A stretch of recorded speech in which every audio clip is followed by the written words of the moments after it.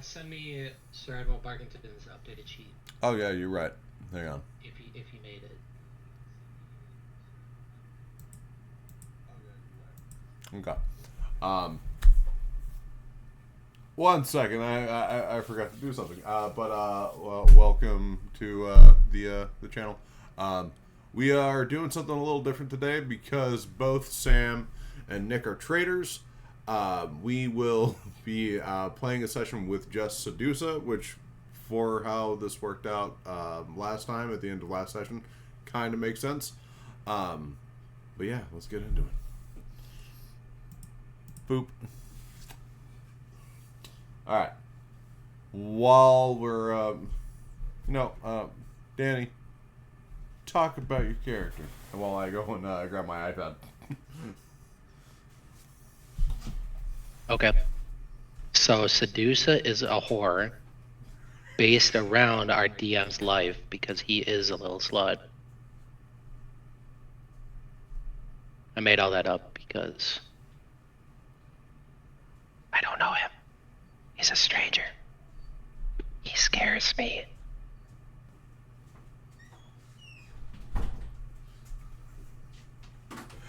Strong start. I didn't I only heard seduce as a whore, and I'm like, all right. Well, I'm gonna have to go back and listen to that. Yeah, let me Let's just say stranger danger. Stranger danger. Pulling up iPad real quick. I was up until 8 or 9 last night doing some coding for what's going to be happening today. So if I'm a little tired, I apologize. But I have 3 cans of caffeine over here that will get me through the day. All right.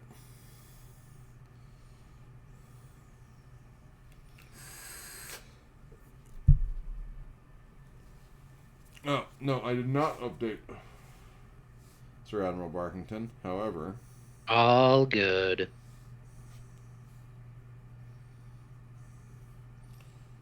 I'll have its old one pulled up.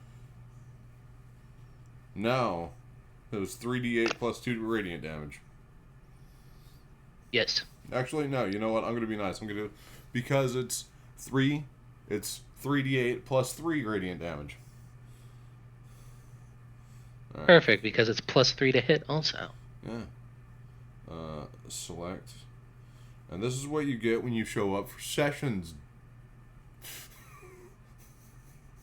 JR, D&G. But yeah, it just makes also more sense. 10 3, 3, billion 3. gold, right? Huh? No, not 10 billion. I get 10 billion credits too? Not yet. Dang it. Not yet. Let me gamble it first. Yep. Just become ungodly rich because they're gone. Leave the campaign because I'm so wealthy. Yeah. So, hang on. Just retires. Let me go do Sedusa chat. Well, here is the updated laser eyes with 30/60 range, +3 to hit, 3d8 plus 3 radiant damage. Voila. Perfect. Thank Stab, you. Looking great. Okay, so last time on Dragon D's Nuts. Last time on the Void Jumper, we I forgot to turn on my mic for the first 10 minutes, which was weird because people on Twitch couldn't hear me, but everybody in Discord could. So that was weird. We got that fixed. You guys went on a shopping trip. Afterwards, you got a job. No. Afterwards, you get a job from Tom and Terrace to retrieve a travel pass. In doing so, you find out that Sedusa has a clone. And you kill that clone, but it wasn't the only clone. Dun dun dun. Oh shit. Yeah. I'm gonna have an army of Sedusas. Just coked out. Just a bunch of whore. Oh no.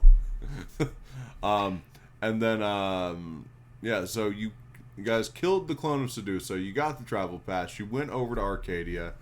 You found a black jumper. He's just chomping here. You knock him out. You take him back to Cicero Prime, and get paid.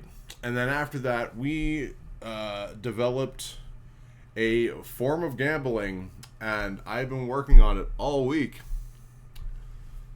and it's pretty fucking solid. I like what we came up with, and we're gonna go from there. But at the end of the session, you guys got to try a new drink that I don't think anybody's gonna want to drink again after this session. It's called the Space Mojito, and you guys were unkillable for... I know Scruffy was unkillable for 2 hours. I think PJ was unkillable for 8, and Sedusa was unkillable for 12. It didn't mean that you couldn't drop to 0 HP. It's just if you dropped to 0 HP, you weren't going to die. You would just be at stable the entire time, not having to roll death saving throws. But that's where we ended the session because they blacked out. And yeah. So let's paint this scene. Sedusa, you remember like flashes of vision from the night before. You remember going to a casino. You remember looking... Alright, we'll do this in order. You remember looking out in space. You remember going to a casino. You remember punching Scruffy in the face and then fighting someone else, getting thrown somewhere. And you remember a very bright room and a lot of voices. That's all I'm going to tell you. You wake up in a very nice bed. Let's see.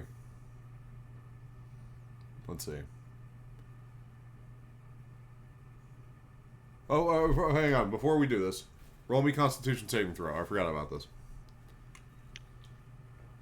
Constitution saving throw.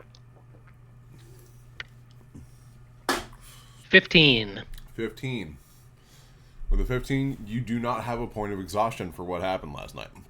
Because everyone's going to have to roll that. And if they roll below a 10, they will have a point of exhaustion. And exhaustion points are not fun.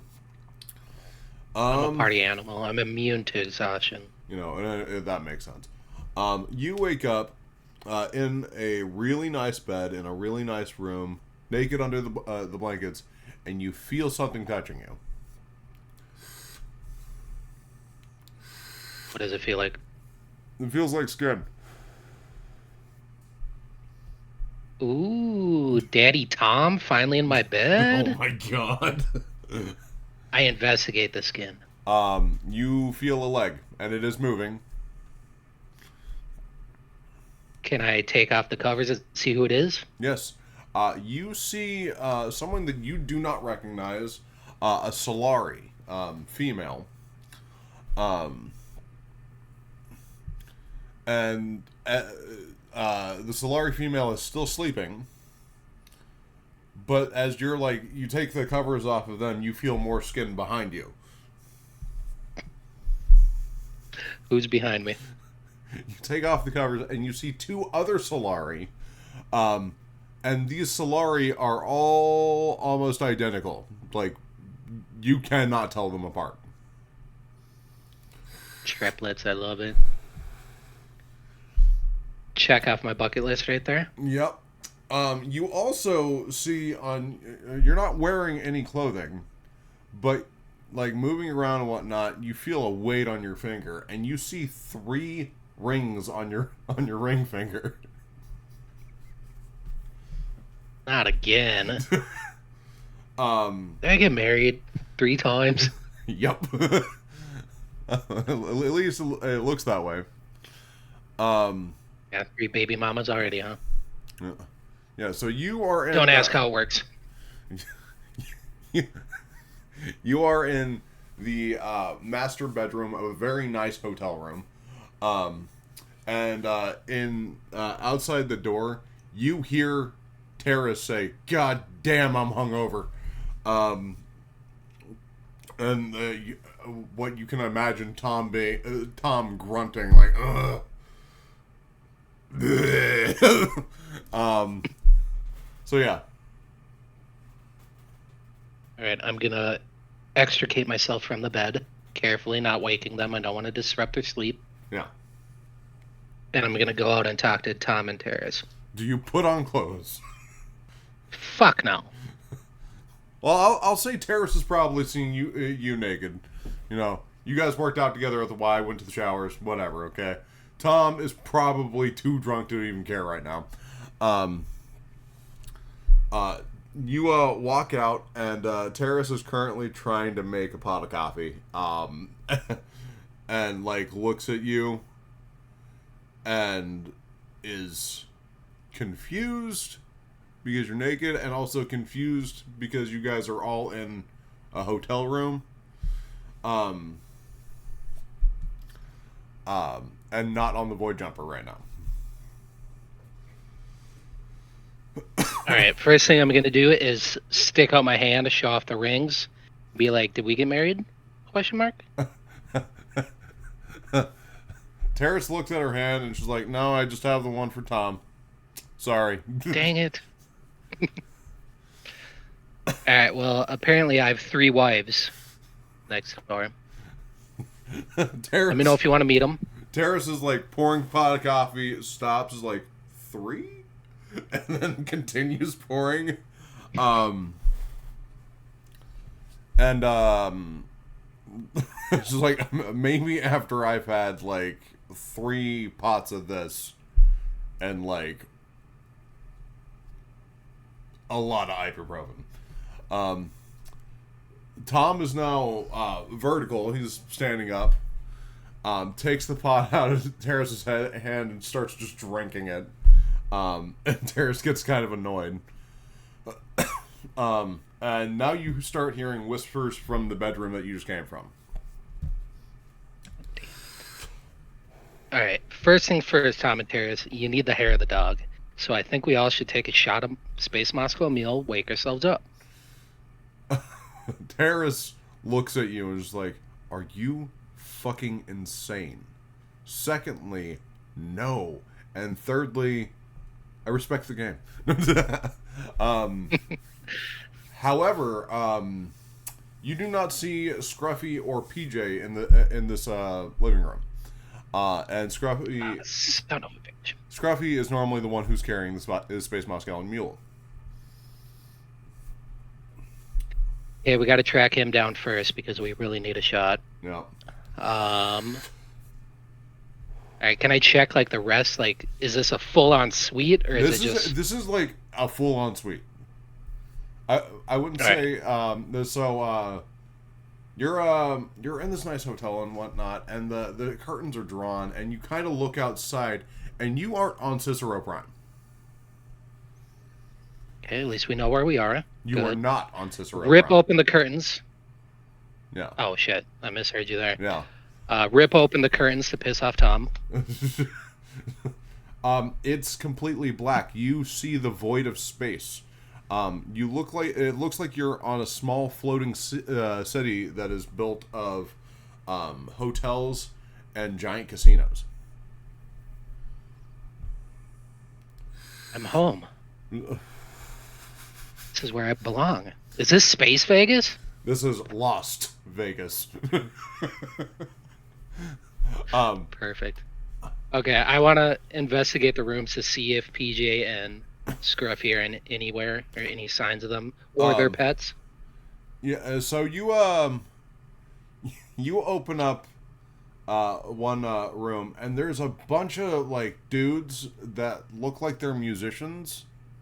And they look like a mariachi band, and they are passed out, and one's like, "Hey!" And then like they all get up and start playing mariachi music very loudly at like, I don't know, a time where you're all drunk and don't want to deal with it. But yeah, So this was probably your wedding band last night. Perfect. Is Sir Admiral Barkington in here since he's still wearing his cholo fit? He'd be hanging out with the Yes, boys. yes. He currently has a large sombrero. All right. But yeah, I'm uh, gonna pick him up. Missed you, buddy. yeah, Hope you had a good night. yeah. No, he looks fine. He also had a bow tie, on top of the cholo fit. Um, Oh, he was my best man for sure. so the what else? All right, so there's 3 rooms. Tom and Terrace passed out in the living room. You have the mariachi band and Sir Admiral Barkington in one. Your master bedroom with your 3 wives and what else? Oh yeah, there's a 3rd bedroom. Let's check PJ's goon cave. Let's go in the goon cave. I know he was in there. Perfect. You open the door, and this room hasn't been touched. The blankets for the beds have not been like taken off or anything. No one's been in here. However, there is a bag by the front door for this room. What's in the bag? It looks like Tom and Terrace's stuff. Um, but also there is a box next to it that says wedding gift. I'm gonna grab the box and bring it out and be like, "Did you buy this for me?" Uh, Tom and Terrace are just like, listen, we don't remember anything from last night. So we might have. Sounds like my wedding. I'm gonna open the box. You open the regularly. It's a pretty large box, about like standard Amazon package box, and you can feel something small and heavy. Is just like rolling around in it. Like wasn't a lot of thought put into the packaging. Somebody was just like item put in large box, tape it up. You open the box and you see a metal flask. And on that flask, it's duct taped, and on that duct tape, it says "Last of the Space Moscow Mule, love Scruffy."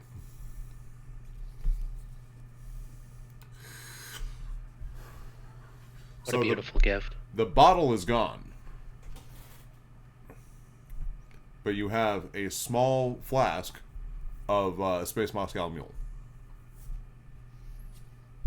All right, Tom and Terrace, you know what we got to do? It's my wedding present. Got to get a drink. Tom's like, listen, normally I would argue this, but I think it'd be easier if I was getting drunker right now. It's like you can't be hungover if you're not hungover. Terrace, on the other hand, Exactly. Terrace on the other hand is just like, can I do it later? I will take a shot, but not right now. I need to wake the fuck up.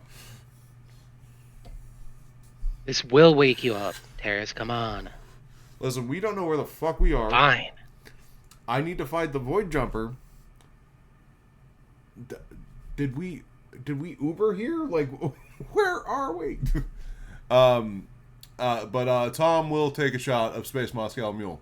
So let me pull that up real quick, and then I will need my dice. Yay. Ugh. So I have reworked Space Moscow Mule for the 3rd time now. And it is still subject to change because I want to get some... I feel like I can do better. But yeah. So Tom is... Oh wait, that's a D8, not D10. Where's my other D10? There we go. 2D10. Tom takes a shot. So... we have a 13. Uh-oh. No. We have a 10 and a 3.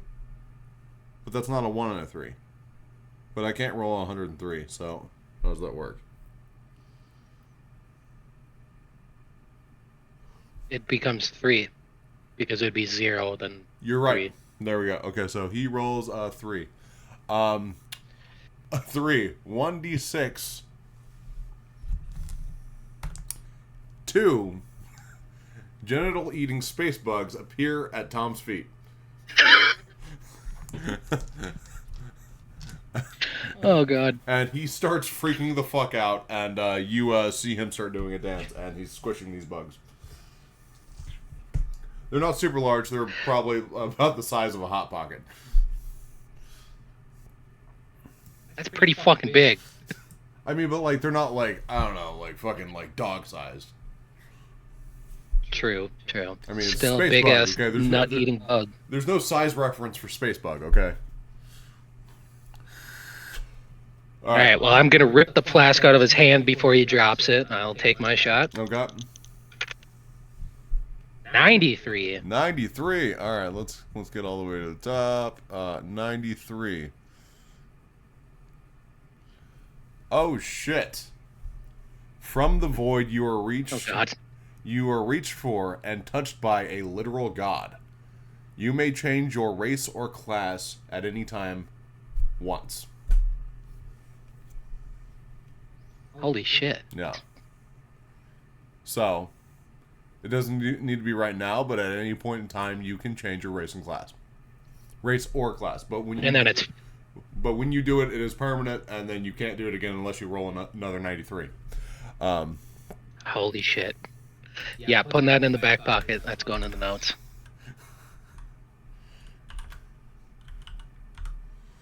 Okay. I'm gonna go, now that I checked, made sure PJ and Scruffy were nowhere to be found.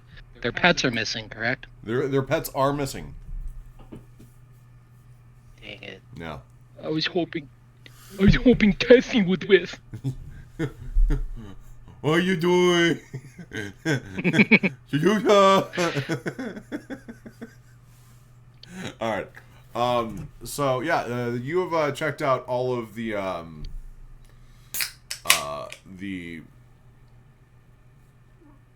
hotel room, and the mariachi band is still playing, and it's annoying Tom so much that you see Tom get pissed for, like, the first time while being a part of... I think you've seen him mad before, but, like, he's hungover, he's not a good drunk, and doesn't like being hungover, and he punches one of the trumpet players in the face and, like, kind of sends him into a wall. Not through it, but, like, you know, drywall has been broken and stuff. And the mariachi band stops playing. What the fuck, Tom? Not cool. It's too fucking loud for how late or early is it. What time is it? I don't know. He's going... How many... Sorry. Go ahead. How many mariachi members are there? There were 2 trumpet players, 2 guitar players, a maraca player, and then, like, you know, like the old marching band, like the marching band quad set drums? They have that, but it's like a trap set, just to do the them Latin beats. Hell yeah. But yeah, so 6 total? yeah, about 6. Okay, I'm gonna give 5 of them 5,000 credits. Yeah. Each. You go into your pocket. Pay them up. I'm not changing it right now. But you go into your pocket. You only have 5,000 units right now, and they have been paid. Son of a bitch, I'm broke. Yeah, you only have 5,000 units on your person right now. But who needs money when you have love? Times 3. Son of a bitch. They took my money, those bitches. Okay, well, I will give 1,000 credits to the dude that Tom punched. Sorry, senor. You guys may leave. Thanks, Chica. And then they all leave.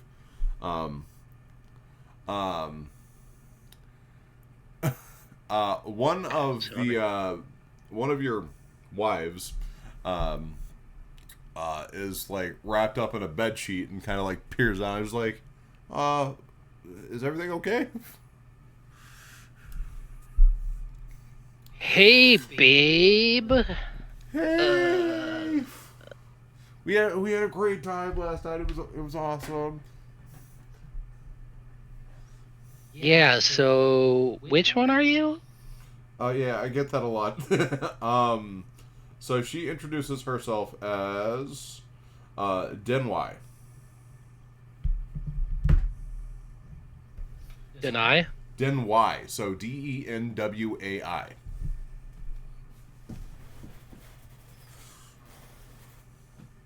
Okay. Wife number one. Yeah. I'm trying to keep track here. Uh, um,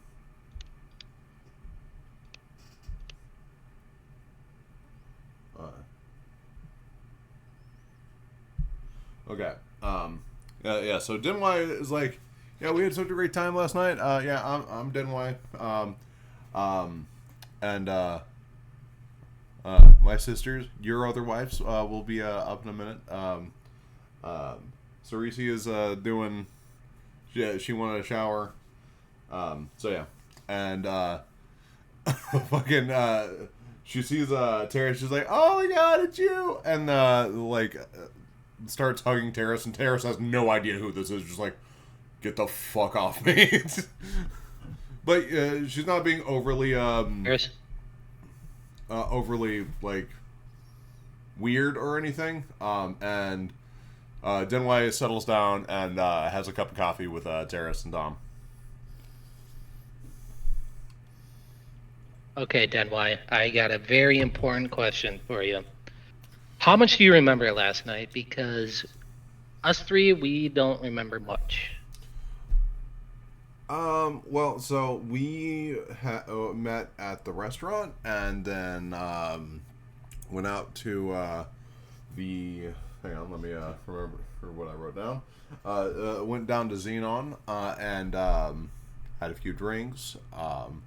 And then you proposed to me and my sisters, and we all said yes. And so we went to the Stolen Moments Chapel and got married and kept partying. Also, do you have any more of that powder?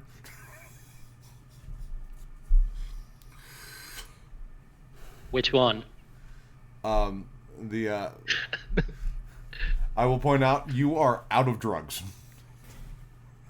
No. Yeah, you and your wives and Terrace. Tom doesn't really fuck around with that shit, but Terrace, you and your wives use not only all of your drugs, but also all of Terrace's drugs. Just when I was finally getting space cocaine. We gotta wait one more session, man. Son of a bitch.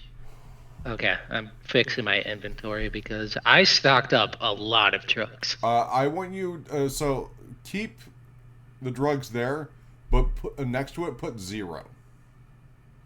So Yeah, that's what it only okay, lets me put it down to quantity 1, otherwise it removes it, so I'm just gonna okay. have one of each. I didn't know if you And would then put. I'll just remember that I don't have any. I didn't know if you would put them as custom items or just put that in notes. So if it was in notes, I was gonna just say keep it there, but just put quantity 0. Yeah, you guys did all of your drugs. And Terrace is just like checking her pockets and like, I'm out too. I have an idea, and she runs into the master bathroom and yells for you.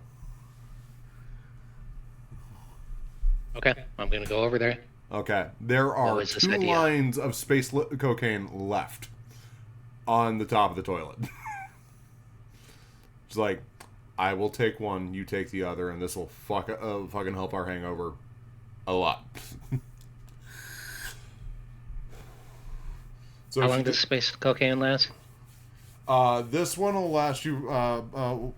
This one will last you about 3 hours for right now. I would say Okay. it's not a full dose. So, but normally it would last for about 5. Oh no, 1d8 hours. So we actually have to roll it. But for right now, I'll say that it lasts 3 hours for this situation. Okay. On space cocaine. 3 hours. Alright, let's do it. To a line. All right. You now have advantage on. No. Yeah, you have advantage on charisma checks, but disadvantage on dexterity checks. Wait. Opposite. Backwards. Yeah. Advantage on dexterity, disadvantage on charisma. Yeah. Which, hindsight, do I have any of my weapons on me? You have like your laser pistol and whatnot, but like, granted, most of the things that that you use are like your actual like warlock stuff. Um. Oh, I forgot to mention. When you were waking up, you now have what looks like a brand on your wrist. It doesn't hurt. It looks like you got it a few years ago, but it is now on your wrist. Okay, what does it look like? It looks like some form of I wouldn't say demonic sigil, but it looks like the symbol for something, and it's intricate enough to the point where it'd be like, this isn't just a random thing. Like, this is a symbol for something, but you don't recognize it. Well, it makes sense how I wouldn't notice it until I get my hands close to my face to do the line, so Yeah, I get that. yeah. Okay, Cheers, wipe your nose. You got a little powder on it. Clean yourself up. Um, Do you recognize this brand? no, I don't think so. Do you have one? And she's like, oh shit, do I? And she checks her wrist and she's like, would it only be on the wrist? And she pulls the band from her pants back and she's like checking her hip and like stomach and stuff. She's like, I don't think I have one. But yeah, so visually, from what you can see, you only have one between you and Terrace. Okay. Okay, after the line, let's go back out. Okay. Dang it, we are out of drugs. Sorry, ladies. Oh, it's okay. Last night was fun. And so now all three of your wives are. Oh wait, technically, one of your wives was in the shower when you were snorting the last line of cocaine. But I'll say that you were quiet enough about it, and she didn't notice you. Perfect. I forgot about that too. Okay. Let me speak to my wives. Who wants to be wife number 2? Wife number 2 would technically be just how I've written them out. Sarisi. So Saresi. Sarisi. Love that name. Beautiful. Yeah. And your wife number 3 is named Tarvael, which is Tarvael. Oh. Tarvael. Exotic. I like it. Okay. My 3 wives, got them down. Yeah. Can I inspect them for brands? Inconspicuously. I don't want to scare them. You grab their wrist. They're happy you're here and whatnot, and they're like, "Wait, are what are you doing?" They're confused, and then Sarisi kind of puts it together, and she's like, "Oh, this is about the thing on your wrist. Yeah, you're I think you said it was your great god uncle showed up to the wedding and gave you a gift." And it was a brand? I guess. I mean, I don't know much about like how you do your stuff. Like, you said that you can like do magic or something. I don't know, but we can go down to the wedding photographer and pull up his pictures because like he was at the wedding. Genius idea. That's why I like you. No. All right, I'm gonna You mean that's why you I'm love gonna me? shower and get dressed. That's how we say it in my culture. We say like. Fair. You Gorgonites are all the same. So what's the plan? I'm gonna shower and get dressed and regroup, and then let's go find this wedding photographer. Okay. You get showered. Do the Get wives want to come with, or do they want to stay in the hotel room? the wives will. I will say that they have some other things to do post wedding, um, getting the hotel paid for and whatnot because they were going to pay for this. Um, um, Oh. and yeah, so Are you saying I have rich wives? I'm saying that they can afford the hotel room, and that's all I'm telling Or are you. they the ones with my credits and they're spending all of my credits? You you can ask them what happened to your credits. No, I think I already know. I spent it on a lot of drugs and probably some other stupid shit. Okay. So you get dressed after showering. You're feeling a little bit more freshened up, and you go down to the lobby with Tom and Terrace and Sir Admiral Barkington. And the hotel lobby, the receptionist um, comes to talk to you and was like, "Oh, thank you for your stay. Uh, we heard that you guys had a mariachi band and one of them tripped through a wall." And Tom's just like, "Yep, that's totally what happened. Don't worry about any damages. You got the premium package." And yeah, and then the receptionist is like, "So, Miss, do you have a last name?"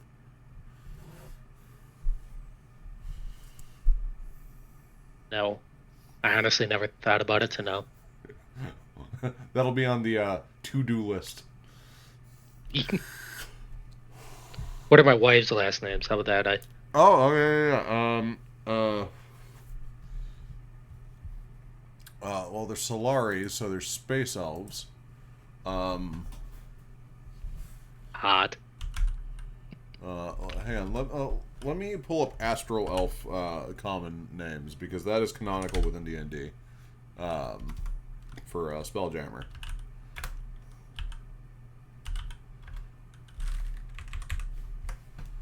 Uh, uh,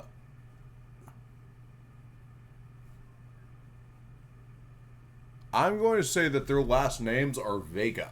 So Vega. Wait. Surnames. Um, with Astral Elves, Celestial surnames because they're named after celestial bodies because they're space elves. There's Lightstride, Moonshadow, Star Whisper, Sunsong, very much fucking Moonchild fucking 70s names. Yeah, I'll say that their last name is Vega. Sedusa Vega. I like that. Okay. It was either that or Orion, because they are named after stars. Wait, what if your last name was Beetlejuice? um, yeah.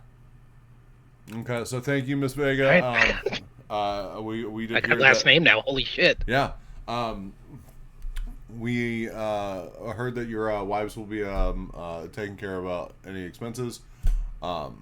But thank you for your stay, and you have a nice day. Also, here are your keys, and you are handed the keys of a vehicle of some sort, but you don't recognize these keys. Did I win a car at the casino? Because that'd be sick. Okay. Um, Let's go find my car. Because Yeah. I'm assuming we have to go somewhere to get to this photographer. Yeah, you are. Um, you walk outside the hotel lobby, and you see the vast expanse of space. There's not really a horizon because this is a city floating in space. It's not a planet. And you are It very much has a Las Vegas feel to it. So there's a lot of people who are just trying to get to places to go and have a good time or going to gamble. Everybody seems to be in a good mood. There are some homeless people here, just like, I'll do anything for a few units. But yeah, so you are going to find your car, and you have the like lock button that'll give it you your little quick honk, trying to find it, and you hear it beep. You keep on chasing it down, and this doesn't look like a great car, so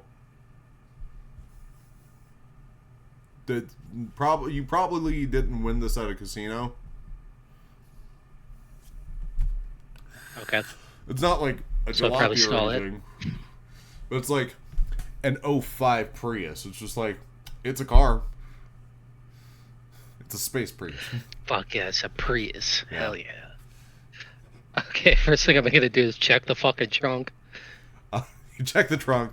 There are... Is there a naked Asian man? No, there's not a naked Asian man, but the rest of your gear is in here.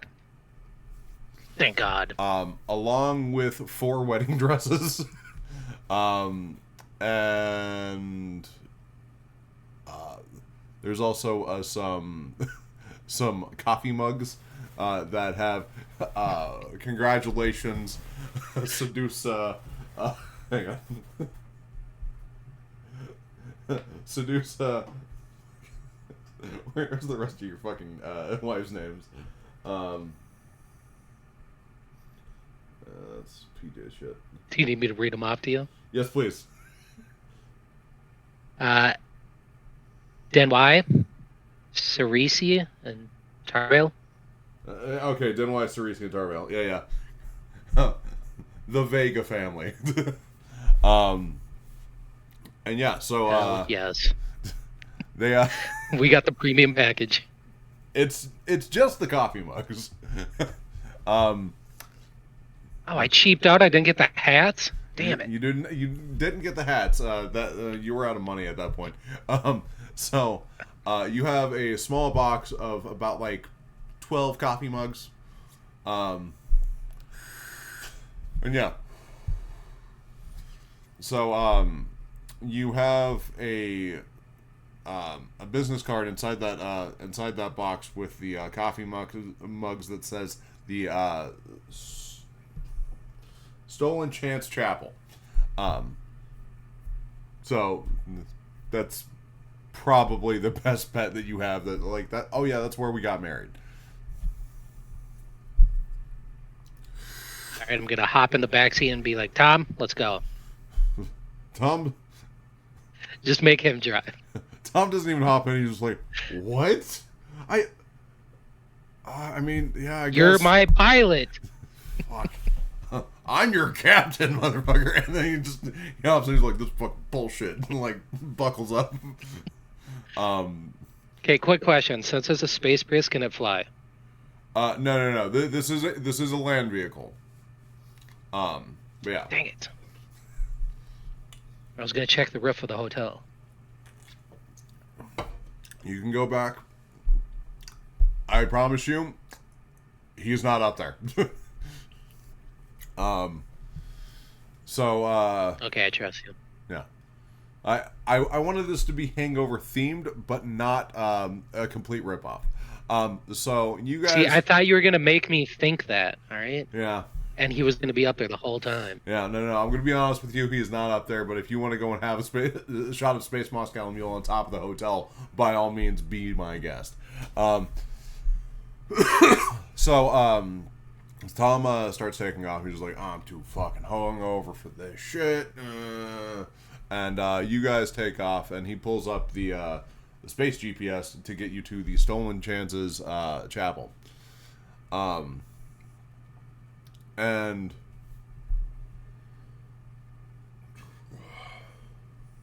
sorry, a lot of soda.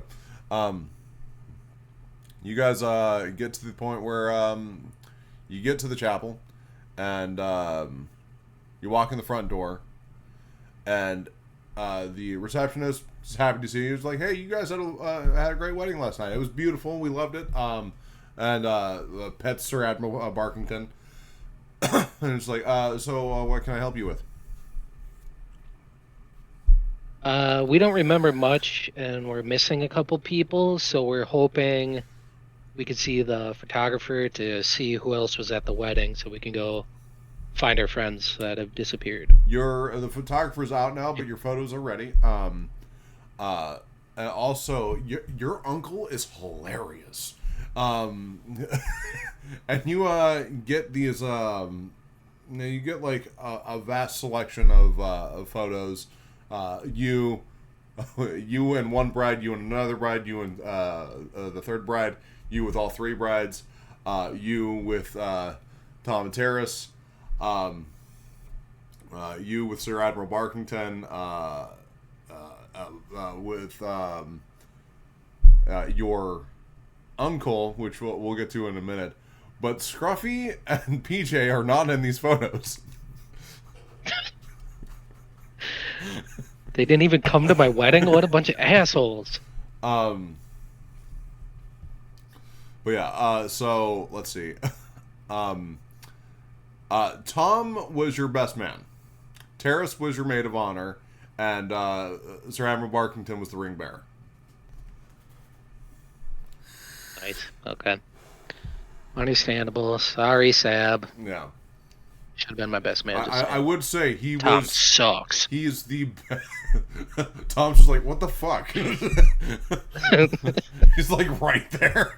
But I will say that Sir Admiral Barkington looked like the most he was like in a tuxedo and everything, but he's only kept the bow tie now. He's casual now. Yeah. Let's see. And then your uncle. This guy is not a Gorgonite. He's about 8 feet tall. Slender, long mechanical, like razor fingers. And a big, just central light in the center of his face. That is his face. And on the like cloak that he's wearing, you see the symbol of what is now on your wrist.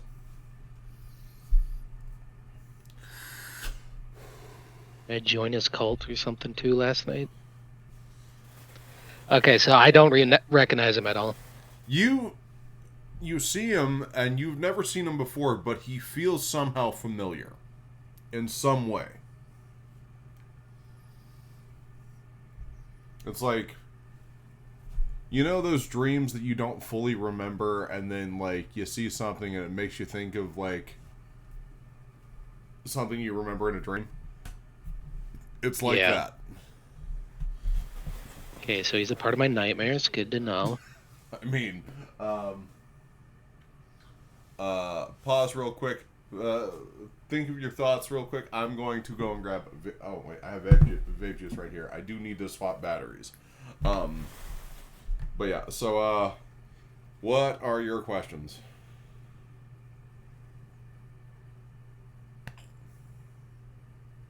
I don't know. Does Tom and Terrace recognize it all? I'm assuming. No, Is it but like, Tom man? is absolutely terrified of this guy. He's just like, that guy looks fucking scary as hell. You know him? Yeah, he's my uncle, obviously. Don't you see the resemblance? It's just like, oh my god. Like, I knew you were ugly, but god damn, okay, this is generational. No, but, yeah, no, so... The receptionist at the chapel is just like, oh yeah, he was so freaking funny. He had the best jokes, and he actually hung out for like 2 hours after you guys had left. But yeah.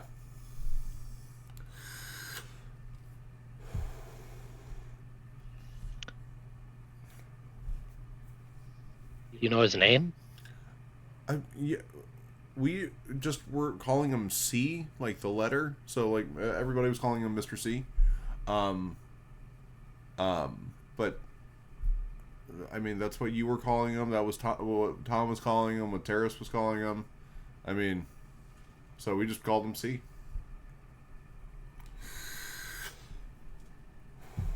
Yeah, this is fucking with me hard.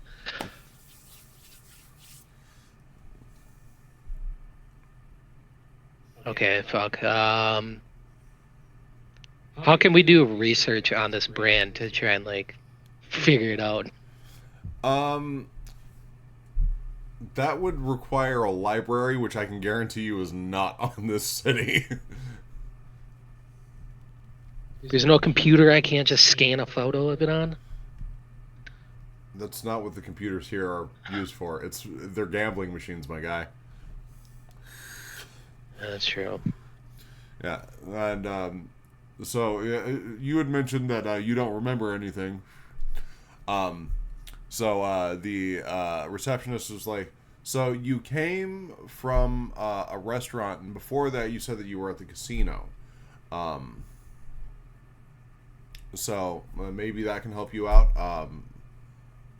And yeah, I hope everything's good with your wives, and yeah, if you need anything else, I'll be right here."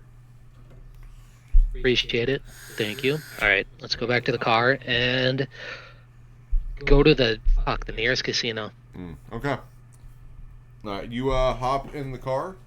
It go, and you head to the nearest casino, which there is only one casino on this city, but it is a very large casino. You head to the Sinral Space Casino, which this floating city is built around. But yeah, hang on, give me 1 second. I will be right back.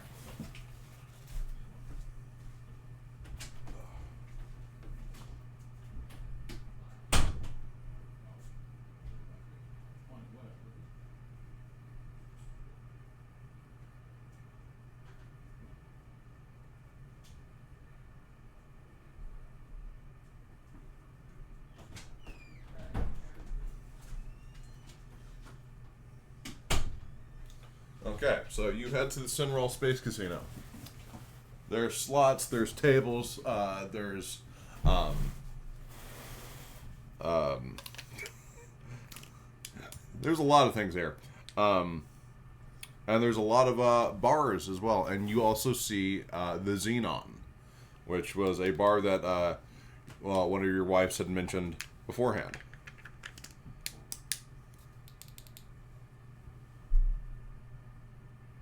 Okay, let's go check out the bar. You walk before you even walk in, because like this is a bar internally inside the casino. You see a sign that says "Banned for Life," and you see a picture of Scruffy. Just belligerently the ugliest face, like with 2 bottles of booze in hand, and a black eye, and it says "Banned for Life." What a legend. All right, I'm gonna go in and talk to the bartender and see if I can get some info from why that ugly bastard was banned. You walk in, and the bartender sees you. His eyes widen, and he's like, "Hey, I don't want any problems. Your friend needs to stay outside." Yeah, he's not with. That's what I'm trying to figure out. Oh, thank God. He's been missing, so I mean, like, listen, I don't like the guy. Hopefully, he's not dead. But yeah, no. How much of last night do you remember? Because I mean, you guys were all really fucked up. yeah, not much. I remember space. I remember the casino. I remember hitting that guy, Scruffy. That's about it. Yeah. I'm married, by the way. Flash my 3 rings. Oh shit! Congratulations. Thank you. Thank you. What happens on on Senral stays in Senral. So the bartender has something that you recognize, and it's around his neck. You see a necklace that is like kind of leather, and then wrapped around it is a horn, about 5-6 inches long. He's kind of wearing like some bros wear shark teeth. Is it a llama corn horn? No, it is not. Dang it. Okay, what is it? How do I recognize it? It looks like PJ's nose horn. Where the hell did you get that? Oh yeah, that's right. I traded your buddy my ring for this. I had this large pinky ring with a pretty substantial diamond on it. He really wanted it, and he he cut off his horn and gave it to me. I was like, well, I can't argue with that. So, yeah. Fucking dumbass. So PJ cut off his horn Yep. for a pinky ring. Yeah. And you see where the pinky ring sat, there's a bruise there. This is the keep the pimp hand strong ring from like what you're gathering. Like the diamond's probably fucking huge. So PJ became a pimp. Yep. Okay. But what see, what happened with your friend? Yeah, so he you guys showed up pretty wasted already, but like there's a lot of bars here. We don't really ask a lot of questions. And you got thrown out of the high rollers table, I think. Actually, and then he like looks up, like pulls up a computer. He's like, actually, yeah, the owner who you were gambling with of this entire casino kicked you out. I think only your little friend, the Globelin. But yeah, so you guys came down here. You had a few drinks. You had a little bit more to drink, and you had already gotten into a fight beforehand. And yeah, so there's that. But yeah, we had to kick your friend out because he got behind the counter and started like grabbing all the bottles and started just chugging them, and he wasn't paying for it. And also, no one's allowed behind the counter. So yeah, we had to ban him for life. Understandable. He is kind of a piece of shit. Yeah. You recognize this mark? And I show him my wrist. No, I have never seen that before in my life. Interesting. Because I haven't either. Yeah, it looks like it hurt. Okay, I'm gonna head to the casino and can I talk to like a pit boss or something to get in touch with the owner of the casino? Yeah, well, you're walking over to like you're about to leave the Xenon bar, and then like a group of people recognize you, and they're like, "Hey!" And they all start chanting mayonnaise, mayonnaise, mayonnaise. It's like, hey man, y'all were fucking insane last night. We gotta do it again tonight.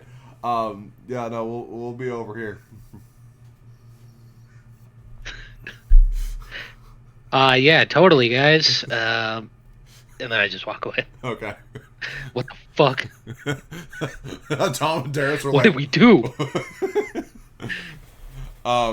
So,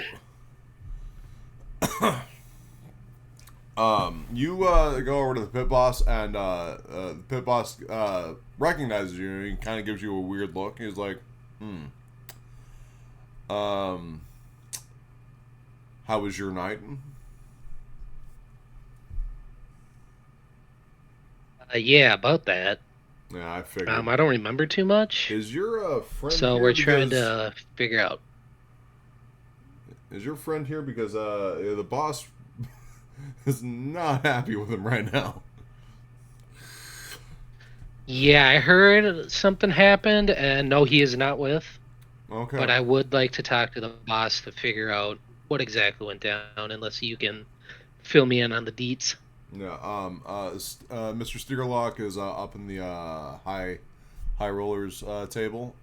If you'd like to go and talk to him real quick, we can make that happen. Yeah.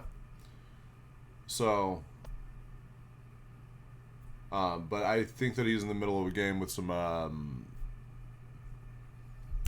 what do you call it? Some clients. Would you like to play uh, a game while we wait? Um, yeah, sure. Okay. What's the buy-in? This isn't high roller, so the buy-in's 50. Okay. All right. Well, we are now getting into Nexalon dice. So, before we get too far into this, um, we started building. Um, hey, I am a bard. We are playing the nerd games. We are technically playing the Neon Odyssey Playtest, and you get to see a game that we built in the last week.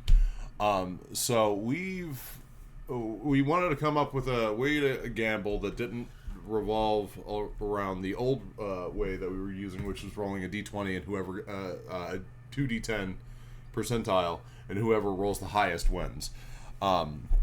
So I came up with a concept. We fleshed it out generally last session. And yeah, so now we have built Nexalon dice. So this is the game that we were playing at the end of last session for anybody who's watching later. But we have added some rules to it, and also if you want these, they are available. I will send them to you if you want them, full free. But let me pull this up. That's the roll table for Space Moscow Mule. Nexalon dice. All right. So the buy-in is 50. And then Tom and Terrace also join. While the pit boss acts as your dealer, kind of keeping an eye on the floor, but there's not a lot happening right now. And yeah. So, the way the Nexalon dice works is each player will roll 2d10. And the dealer will roll 3 to start off with. And this works off the rules of poker. So, yeah. So, everyone agrees upon the buy-in. So, it's just going to be you, Tom, and Terrace playing for the time being. I'm going to move this up here.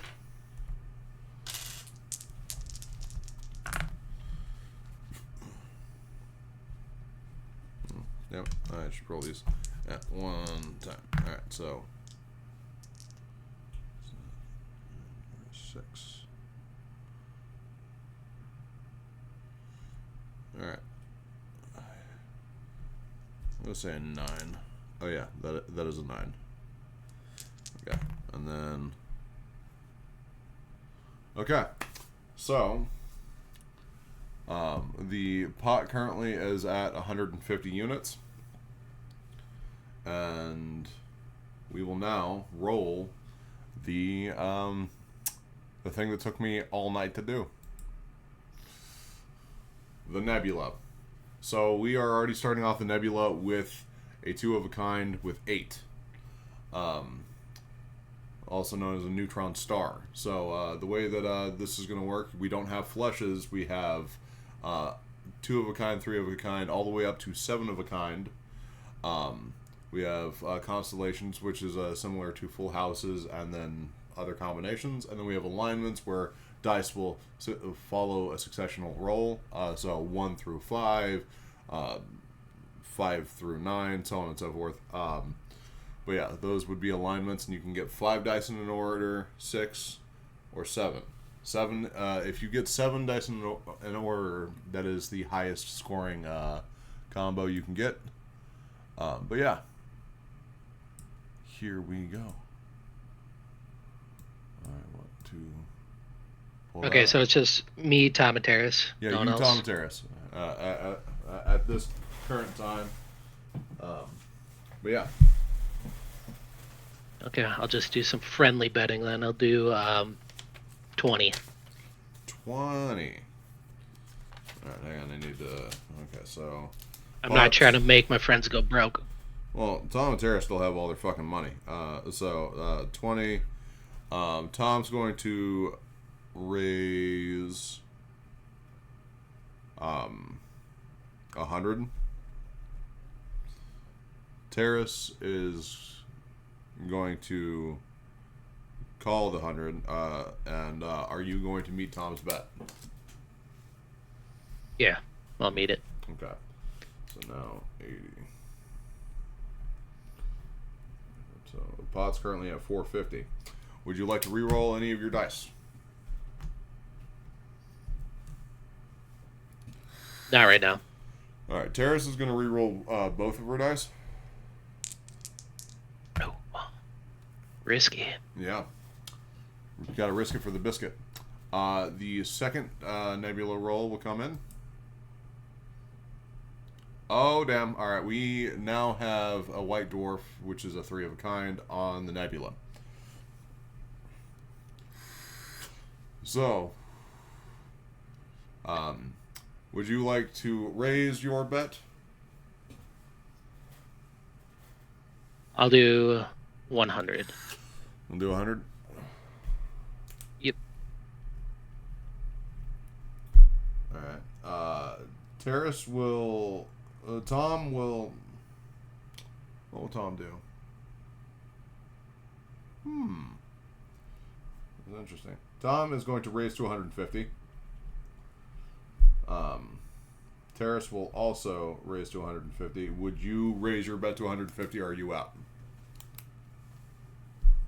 No, I'll call that. Okay. So another 140. 150 times 3 is 450.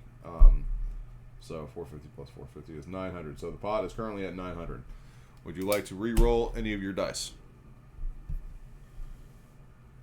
I can re-roll at the last round, right? Yes. Or is this the last round? No. We still have one round to go. Yeah, there is one more. Yeah.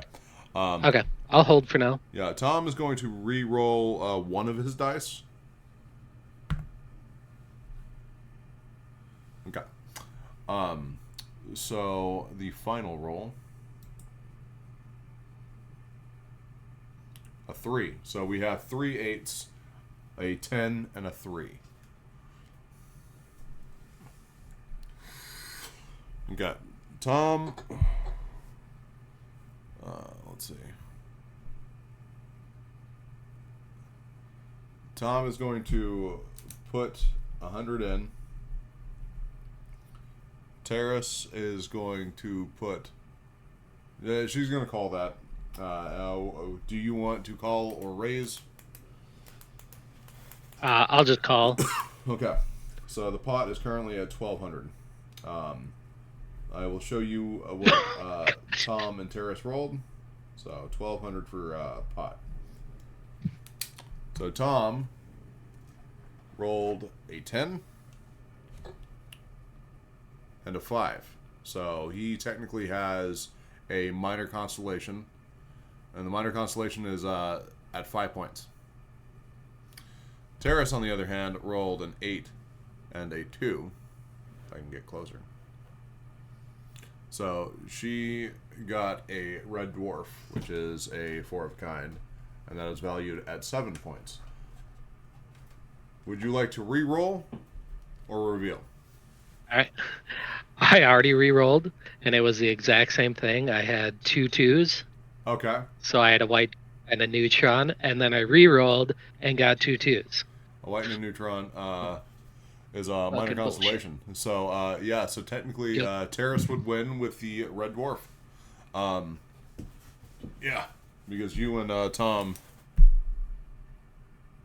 you and Tom died. So Terrace will walk away with the 1,200. But yeah, so that is how the dice will work. This is how the game works. So yeah, you play a game and Terrace splits it straight down the middle. 1,200 divided by 3 is 400. So you get 400 back. Yeah. She just gives us back our money. I think you actually get more than you put in. No. 400 is Oh, okay. the total. Yeah. You're playing just to play.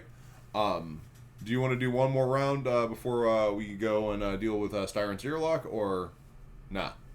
Yeah, why not? Yeah, let's go another round. Because you're probably going to be playing dice with them. These are the warm-up rounds.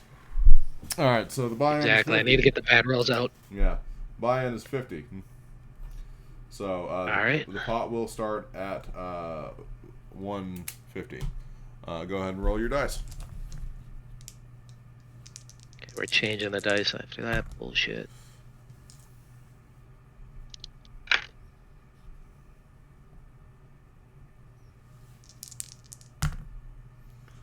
All right. Okay. So the nebula will now be rolled. We have 2 7s and a 5. Now, we'll start with you. We'll go you, Tom, Terrace. Okay. I'll do 100. 100. Okay, so we're at 250.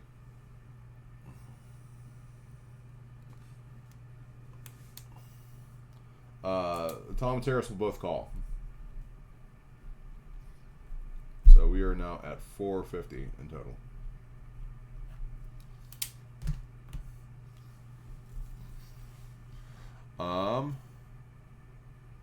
Now we're going over to second roll. We have a 10. So yeah, we have a neutron star and a 5 and a 10. What would you like to do?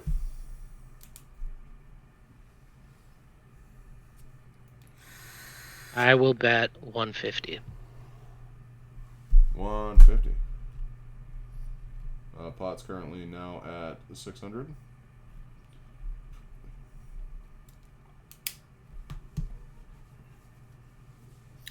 Okay. Tom and Terrace will also call to the 150, so now the pot is at 900. So the final nebula will be rolled. We have an 8. So we have a 5, a 7, 8, and a 10.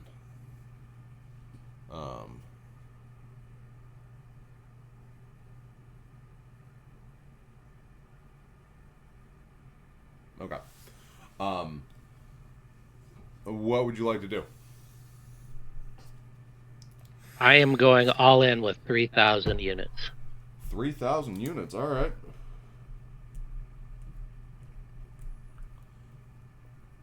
So that is a 900, 3,000.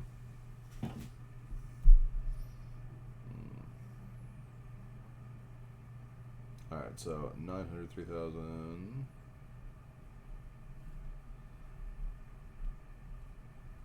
All right, 3,900. There we go. Tom and Terrace will both call and match your bet. So now we're at 9,900.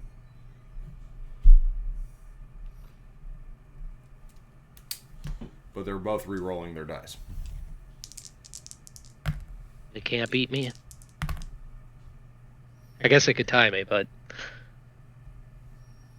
Oh, what do we got on the board?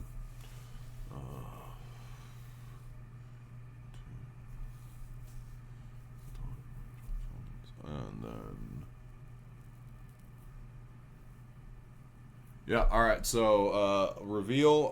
Tom rolled an 8 and a 9.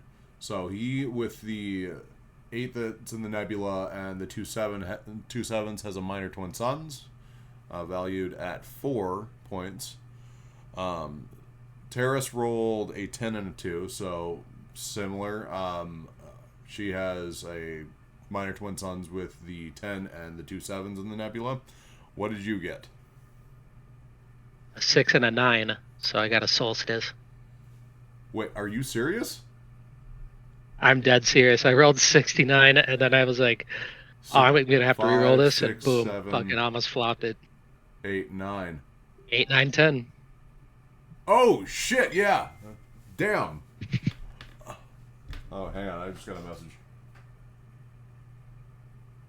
All right. Yeah. So, yeah, that is worth 13 points.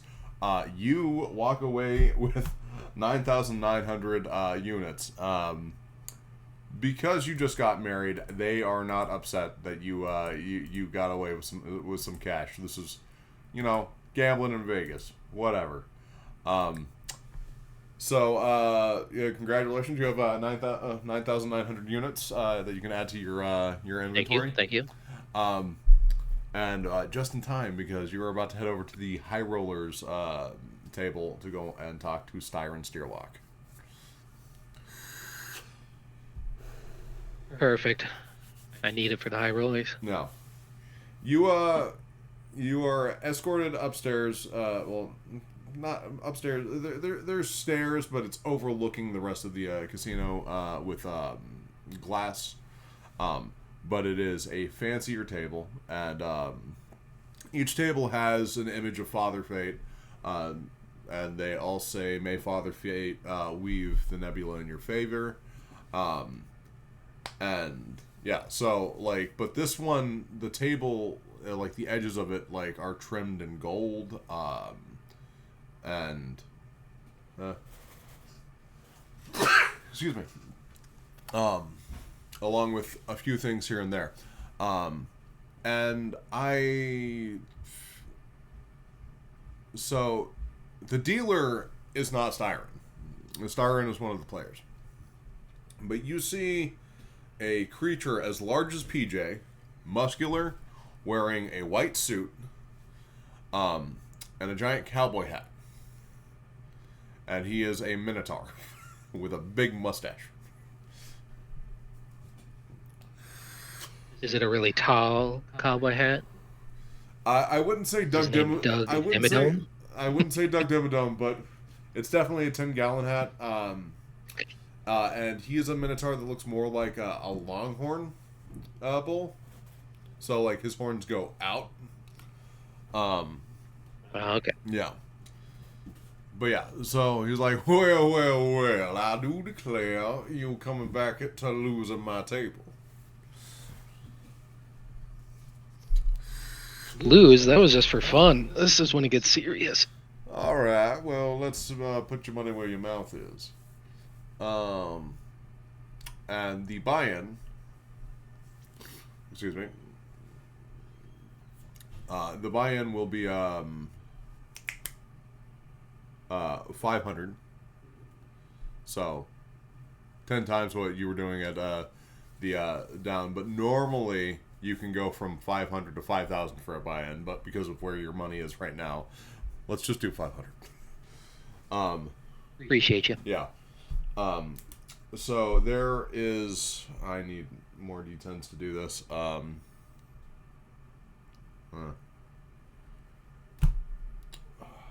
I have more dice in here?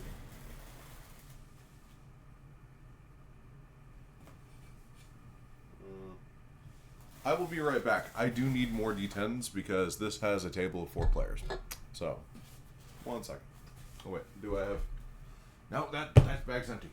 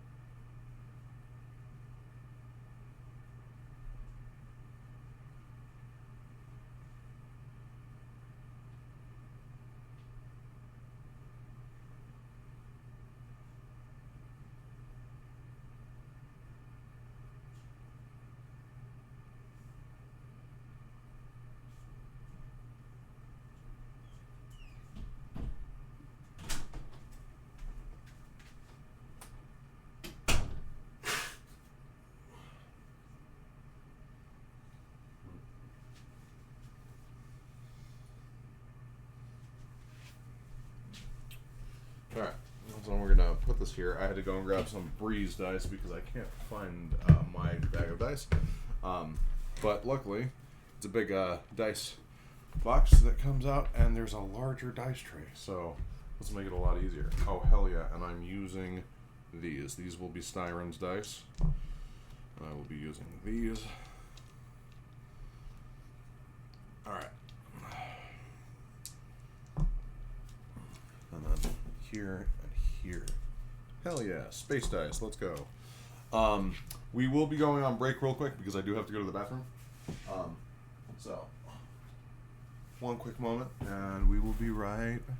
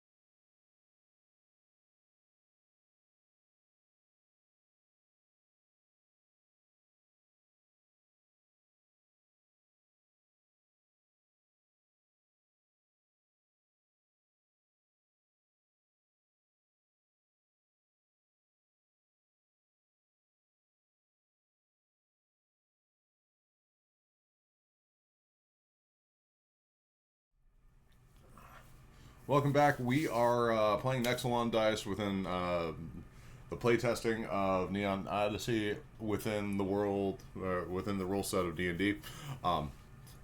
Complicated. But currently, Sedusa is at the High Rollers table inside the... what did I name this? Oh, God. The Sunrail Space Casino. And is about to gamble with the owner, Styron Steerlock. Now, let's see. You already have 4 people at this this table, so Tom and Terrace will just be standing in the back, not gambling, and just being a part of this conversation. All right. Well, the buy-in is 500 units. I hope you can afford it after last night's misadventure.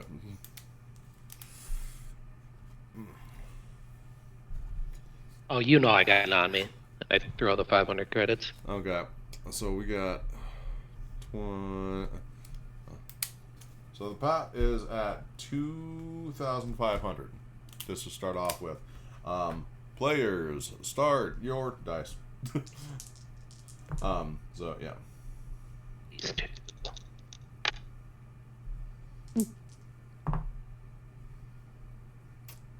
Sorry, I'm having to roll for 4 people right now. Take your time.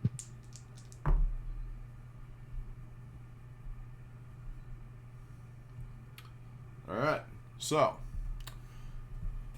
the dealer rolls the nebula.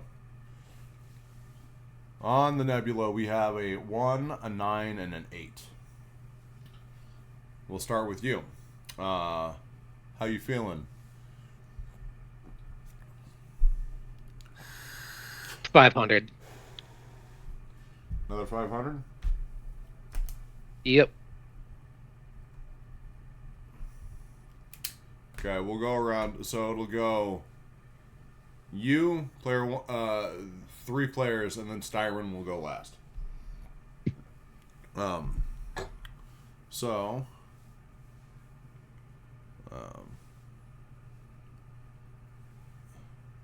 Um.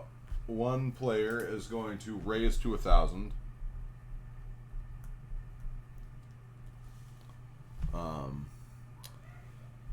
One player is going to re-roll both dice.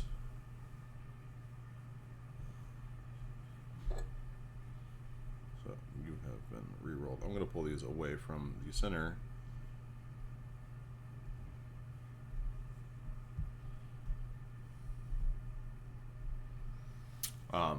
Okay, so he's re-rolled both dice, and he will call the 1,000. 500. So you'll go. Or did someone raise? Sorry. Oh yeah, okay. So you're raising, or are you meeting their 1,000?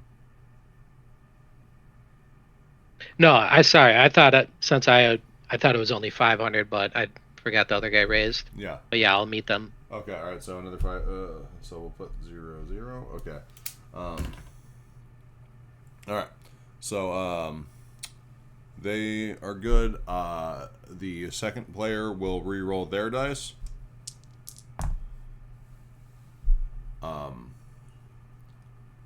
And they will bow out. And then Styron. What will Styron do?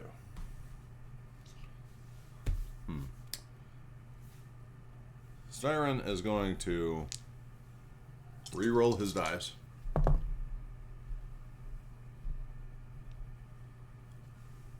All right. He will meet with 1,000. All right, so the pot is currently at 6,500. All right. Second nebula roll. We got a 4. So we have a 1, 4, 8, and 9. Okay. So let's see. I'll do another 1,000. Got 1,000 on your end. Hang on, let me go 6,500. So 1,000.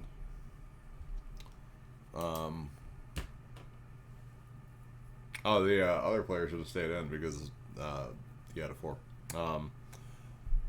This he's gonna stay where he is. He's gonna call your 1,000. Let's see. He'll also call 1,000, and then we get over to Styron. Styron is going to raise 2,000.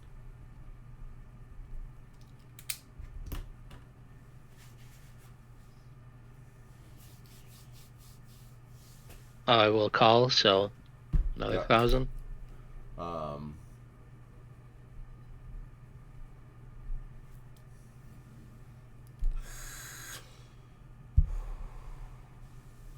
right, and then 1, 2, 3, 4. He's going to drop out, but the other will call the 1,000. So,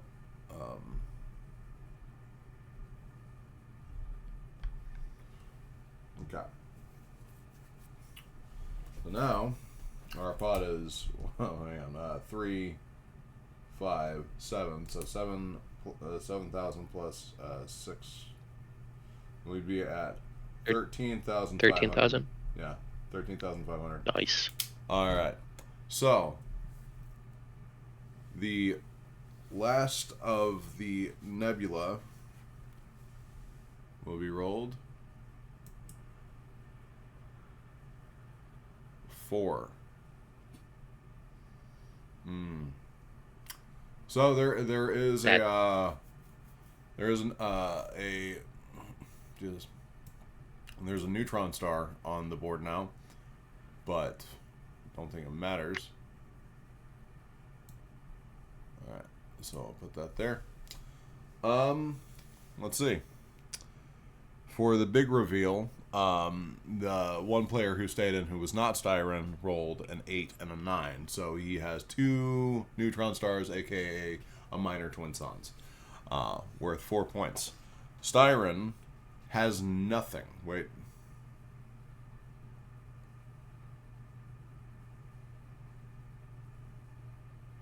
There's no 5. Okay.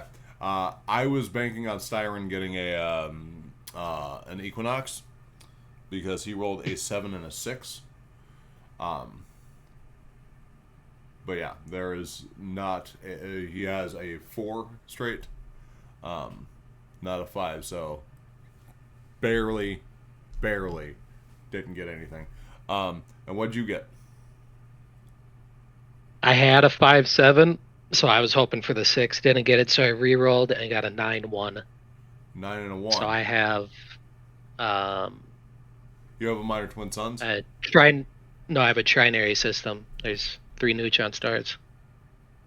Because of 4, 1, and 9. Yeah, you're right. Okay, all right. Yeah, so yeah, you have a trinary system against the minor twin suns, so you exceed by 2 points.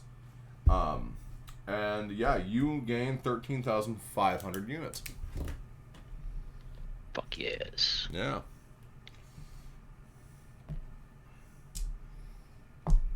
What was that about losing money? Oh, well, you do have your jokes. How about we play something for a little bit more interesting of a situation? You see, your little fella last night, he struck me, and I don't appreciate that. Causing issues within my casino and assaulting not only its staff but its proprietor. Oh, we can't have that. So I unfortunately had to do some things. Your ships have been impounded. But if you beat me in this next game, I'll give them to you. No problem. And I'll tell you anything you want to know. Roll them. All right. This is just you and Styron, by the way. So no one else is raising. Okay. We're still betting, though? With Yeah, the buy-in? you're still betting. So you might come out with this with some money. Perfect. All right. Roll up your dice. How much is the buy-in? The buy-in will be. Are you comfortable with 5,000, or do you want to stay at 500? 5,000 it is? No, I was asking. Yeah, I'm fine with that. Okay, 5,000 buy-in. So 10,000.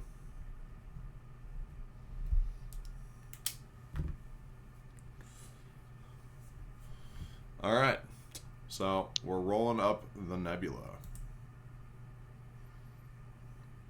We have a 9, a 9, and a 3.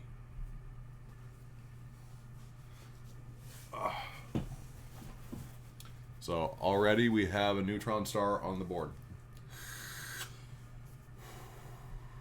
Would you like to raise?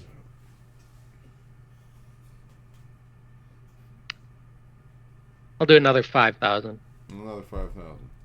Yeah. It's a shame. Last night, you are quite up. Losing 2 million to me? Wow. However, I never lose. So you're going to 5,000. He will call your 5,000. So we are now at 20,000.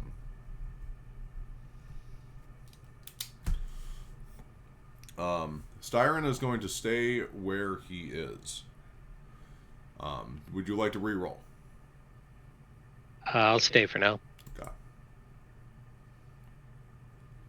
All right. We have 2 neutron stars in the nebula, so we now have a minor twin suns for everyone. Now, let's see.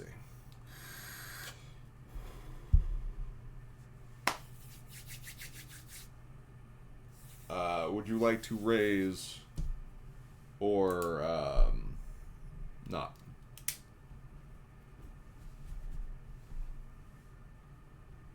Yeah, another 5,000. Another 5,000. Terrace whispers in your ear and is like, listen, if you don't fucking beat this guy, don't worry, we got you covered. And they're offering to spot your cost because they've been getting a fourth of all profits from the job. So they got money. So If they're you going to be my bank, and I can bet even more. potentially, if you run out of money, if you lose this one, then they'll spot you for a secondary game. Okay. All right, so Ain't gonna happen. I don't lose. Styron will also raise call you at 5,000, so the pot is now at 30,000 units.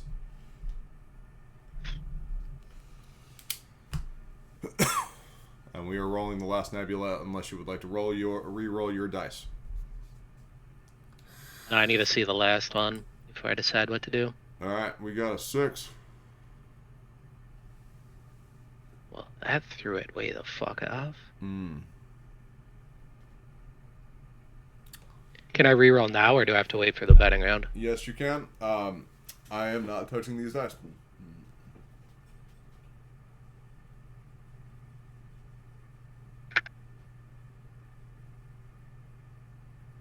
All right. So final bets off the table. I think. Wait. So buy-in, first round, second round. Okay. Yeah. So we have one more. One more. So, what you got? You want to? Are we betting again? Yeah. You can bet one more time, and then we reveal. Okay, I'm all in with another 5,000. 5,000. So if he wants to raise, then I need to be spotted some money from Terrace. He'll just do the 5,000. So the pot is now at 40,000 units. All right, I'm going to tell you what Styron rolled. I'm actually going to show you what Styron rolled. That is a 6 and a 3. So I don't think I think with all that he in technicality, I think he has a combo for every die in the nebula right now, but that's only it's not accepted in the basic rules of Nexalon dice. So this would be like a regional area, which they don't accept regional rules. So the thing that he has right now, he has a 6. So we have 2 9s. He has a 6, and he has 3 3s. So minor constellation for sure, with a neutron star. So 3 of a kind. 2 neutron stars, and a white dwarf. What you got?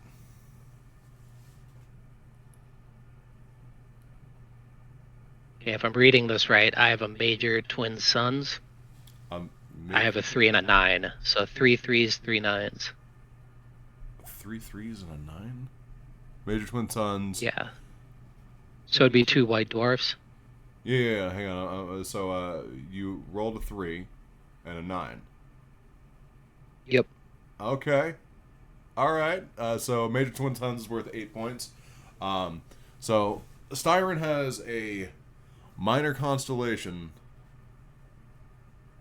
So 5 points, and then a neutron star, which would be 7. So you beat him by 1 point. Holy shit! Yeah. I thought he won. Yeah. It was, Fuck. I mean, he had a combo for Thank every God. single thing on there. I was just like, what? Styron gets kind of, I wouldn't say upset, but confused. I would be. Yeah. He's like, this is a new feeling. I've never lost before. Well, your ships are currently in impound. And I happy to toss you all of these units, and then you gain 40,000 units. Thank God. Oh God. I don't want to be poor. um, and let's see. We'll clear the table.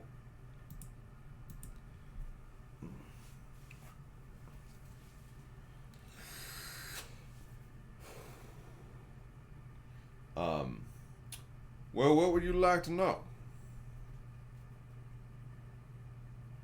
What happened last night? Well, you three went into my casino and played a few games. You got up to 20 million. You in particular, um, got up to 20 million units, and so I invited you to come over to the high rolling table.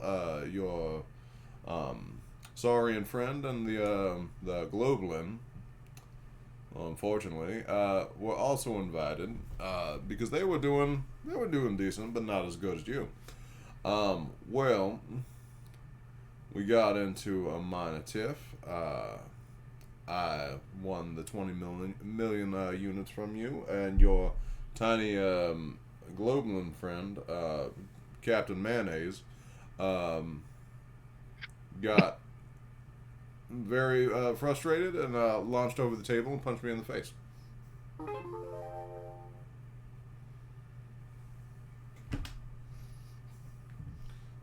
Okay. So, Mr. Mayonnaise, huh? Yeah, I mean, that's what he has tattooed on his stomach. He just got it done. Was it the same? Did I say it was the same time as I got this on my wrist? Uh, uh, I don't remember Did I seeing show your. this off at all? I don't remember seeing your wrist. But you weren't wearing anything. I don't remember seeing that. So.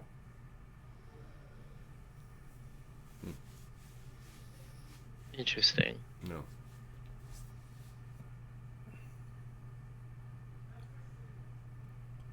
So, have you seen Mr. Mayonnaise or my other friend PJ? Sorry, Captain Mayonnaise. I forgot. Uh, PJ. Sorry, I assumed that you were in the company of you know, bureaucrats and whatnot with the amount of money you were making and your company with the actor. I'm not from his PJ. Uh, uh, like buddy nickname. The actor, huh? Yeah, it is a nickname. Was he a Triceratops looking fellow? Orange? Yes, that would be correct. Got it, just making sure. Hang on, I'm trying to find PJ stuff. PJ the child actor. Mm.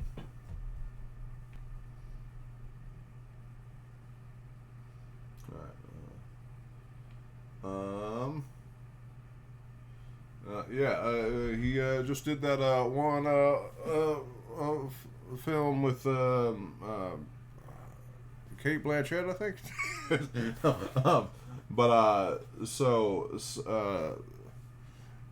Yeah, he's a Sirac jewel horn.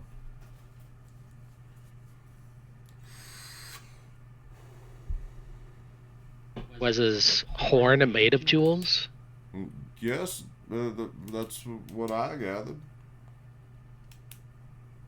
Okay, so that makes sense why he cut it off and gave it to a bartender. But he did what? Apparently, we were at the bar and he really liked the bartender's pimp ring, so he cut his horn off.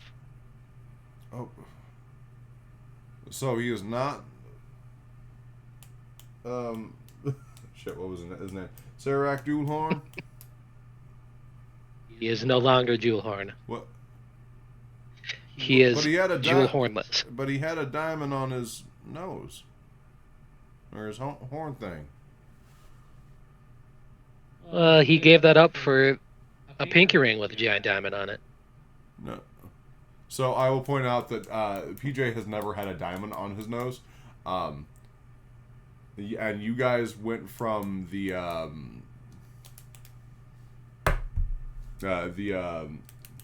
Xenon bar to the casino, and then up to High Rollers. So, him losing his horn happened beforehand. Oh, I thought we went to the casino, then the bar. No. Well, you went back and forth. But yeah. Okay. Who the fuck hanging out with last night? Well, I'm just all kinds of confused now. yeah, Captain Mayonnaise had his own group of people that were following him. Miss Jewelhorn had his private security, and you were just making your way around the tables, making some money, and were invited here. I will point out that your global friend is no longer invited to the high roller tables. Totally understandable. Yeah. So, what would you like to do?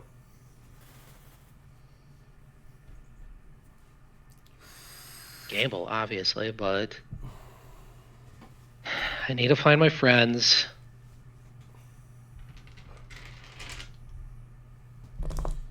But I don't know where to go. I'm honestly stuck. All right. Well, he has told you that Styron Steerlock has told you that Serac Jewelhorn had private security in the casino. And you've already bumped into a bunch of people who were chanting mayonnaise. So there is that.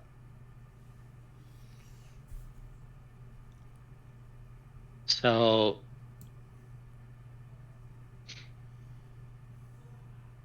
fuck, dude. Go talk to the party bros that were chanting Mr. Mayonnaise. Maybe they can help. So you head back over to the Xenon, and we'll get this back over to game. Yeah, you head back over to the Xenon, and the party bros are still here, and they're just all chanting mayonnaise, mayonnaise, mayonnaise, and then just doing something stupid as like the chant gets louder, and then like they throw a bottle across across the bar, and it shatters against the wall, and the bartender's like, ugh. But yeah, they're currently at a booth right now. Okay, I'm gonna go up to them and ask them if they've seen Captain Mayonnaise. Oh man, last time you and him went to the bathroom, and then we grabbed like a few bottles from the convenience store down there. We were binge drinking for a while. Oh, and then he started streaking around the city. It was fucking wild. Man, the guy knows how to party. He really does. And you see Tessie in the booth wearing like sideways baseball cap, and and the the gold chain that says it's grilled cheese time, and has been hanging out with the bros. Hey, Tessie.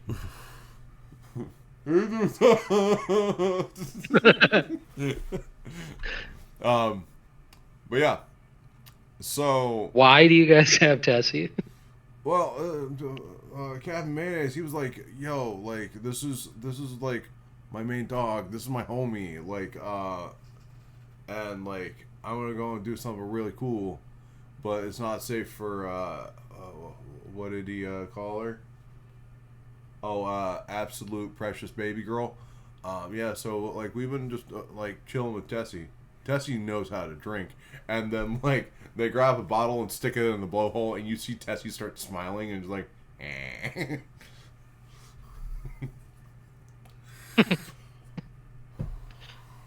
Okay, did he say what he was going to do? He said he was Where he gonna. was going? Oh, he was naked, and then he just took off. I don't know.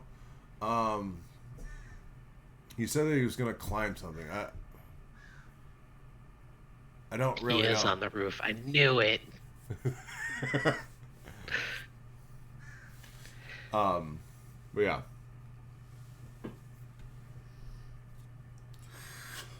He went to go climb something nearby.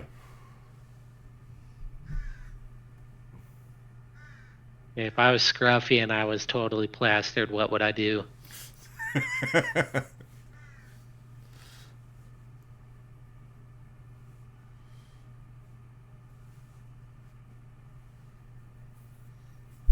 That is the question. What would you do? And I'm gonna walk outside and see if I can see the tallest thing. Um, yeah, there is kind of similar to the Luxor. There is a not as pyramidy; it's more spiky, um, and it's producing light. Like just it's super fucking bright. Um, and that would be one of the tallest things here. There's also the casino itself. It's like a 80-story casino with some rooms up top. Um, and then there's a few. I won't call them skyscrapers, but pretty tall buildings. You don't see them anywhere. Of course not. No.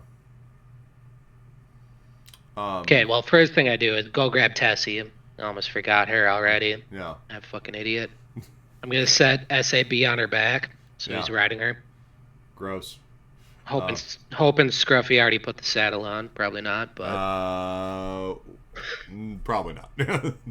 I was gonna be like, yeah, well, let's make this simple. No, we're not making this simple. We're making this realistic. He didn't do it. He was of an course outrigger not. last session. He probably sold it already. Far true. All right, so yes, SAB is on the back. Where do I want to fucking go? I will say that you step outside and you see kind of like tow trucks towing some very familiar vehicles. You guys flew here in your starships. You've never flown them before. And they are now parked out front in the casino.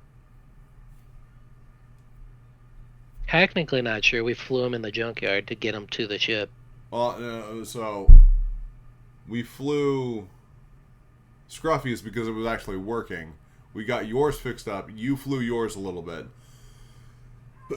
Oh no! Because PJ was able to fly his taxi when we were trying to bail Tom out. So yeah, technically you've all done a little bit of flying, but not a lot. I wouldn't say that any of you are comfortable with it, but somehow you guys fucking flew here, and you have no idea where here is. Okay, can I go over to my fighter and check the navigation? To get some more info? Yeah, you check navigation, and you see that the last like travel distance, other than it moving around the city, was 3 days ago. Leaving Cicero Prime, and you guys arrived here about 3 days ago. You left 2 days before that. And you are farther than you've ever been from Cicero Prime. This is like twice the distance of Goro.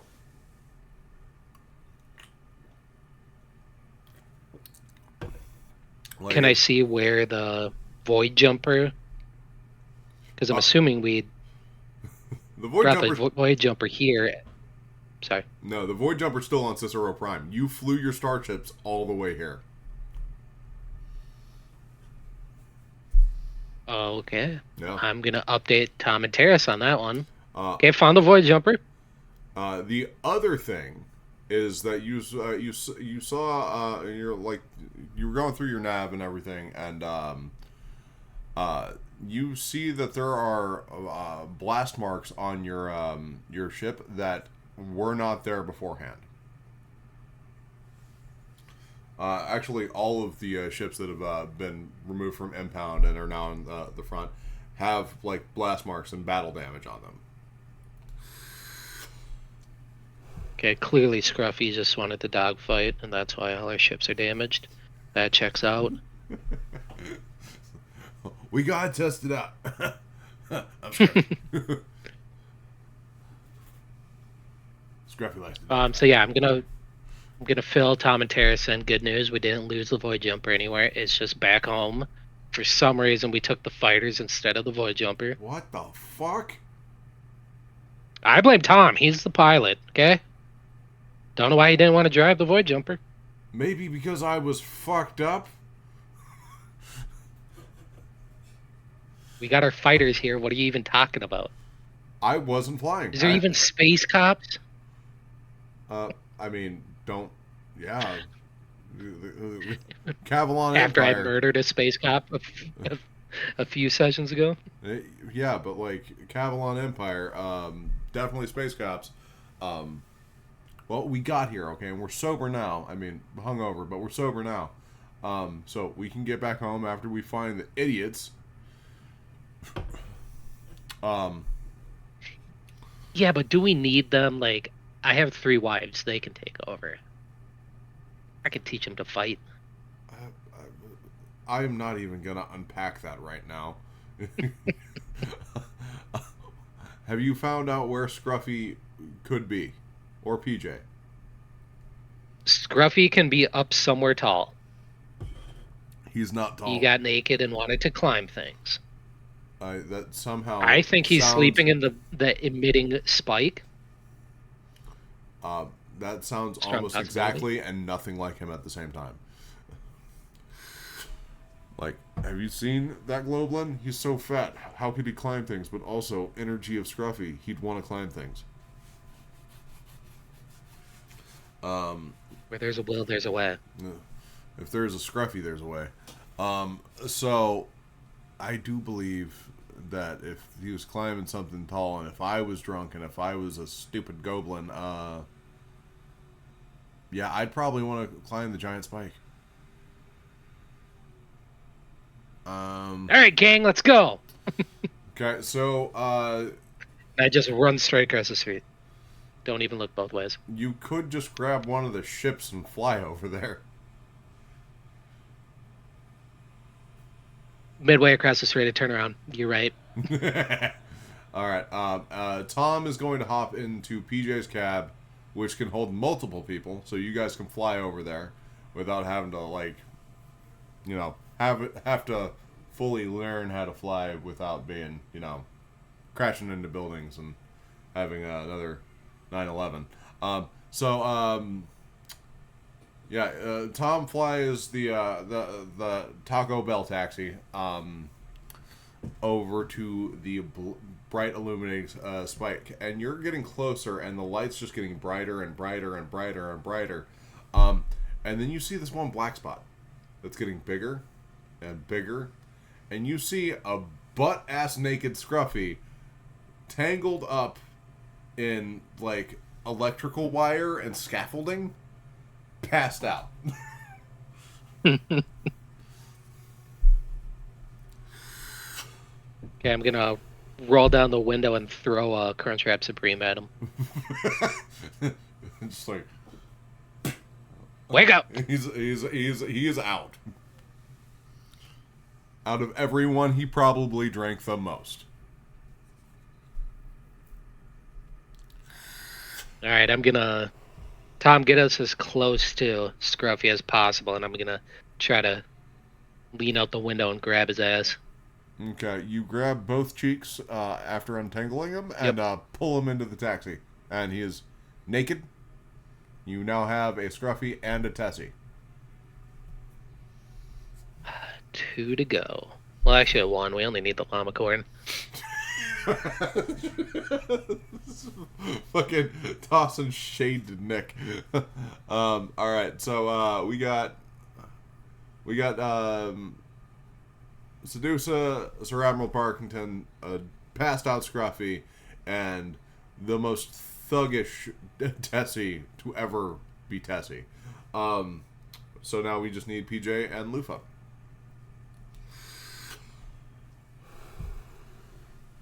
All right. I'm gonna leave Scruffy passed out. I don't want to deal with him right now.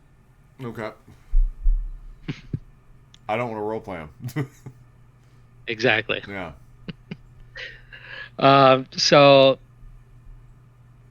prior to going to the casino, before losing all my money, we were at the bar, and that's when PJ lost his horn. You were at the bar. PJ saw the bartenders like, I want that ring. And then cut off his horn, and the bartender gave him the ring. That's what you know. And then we went to the casino afterwards. Mm-hmm. So at some point from the bar to the high roller, we lost PJ. Yeah. It seems that after High Roller, you guys all split up. Now, the other thing is what I was going to say. Fuck. So the Xenon is inside the casino. It's a casino bar.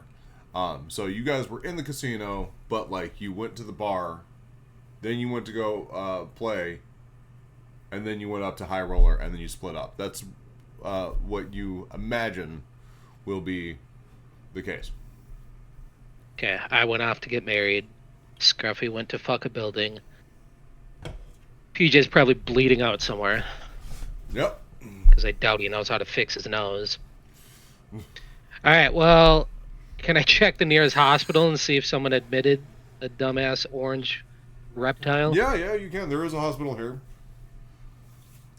Next steps. Yeah, so you fly over to Cinderella Medical, and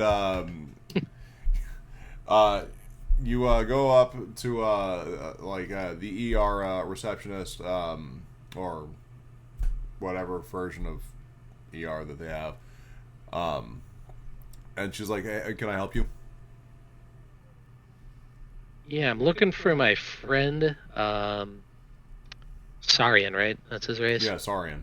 He's a Rockhide Saurian. His name's PJ Smith. He's a orange Triceratops. Oh, I know Saurian. exactly who you're talking about. We got him in last night. He's in rough shape. Apparently he got hit by a car. He's big, but like it was a big car. So a relation to him, family. He's a part of my friend. My company. Oh, or coworkers. I wouldn't say friend. Friend is a stretch. We work together. PJ. It's like, oh, okay. Well, no one's come to visit him yet. But yes, I do have a pajama J Smith here, and yeah. I forgot his full name was Pajama. Yeah, that was canon from last session. So let's see. You are escorted by one of the nurses who lets you in the ER doors, and you go to room 401.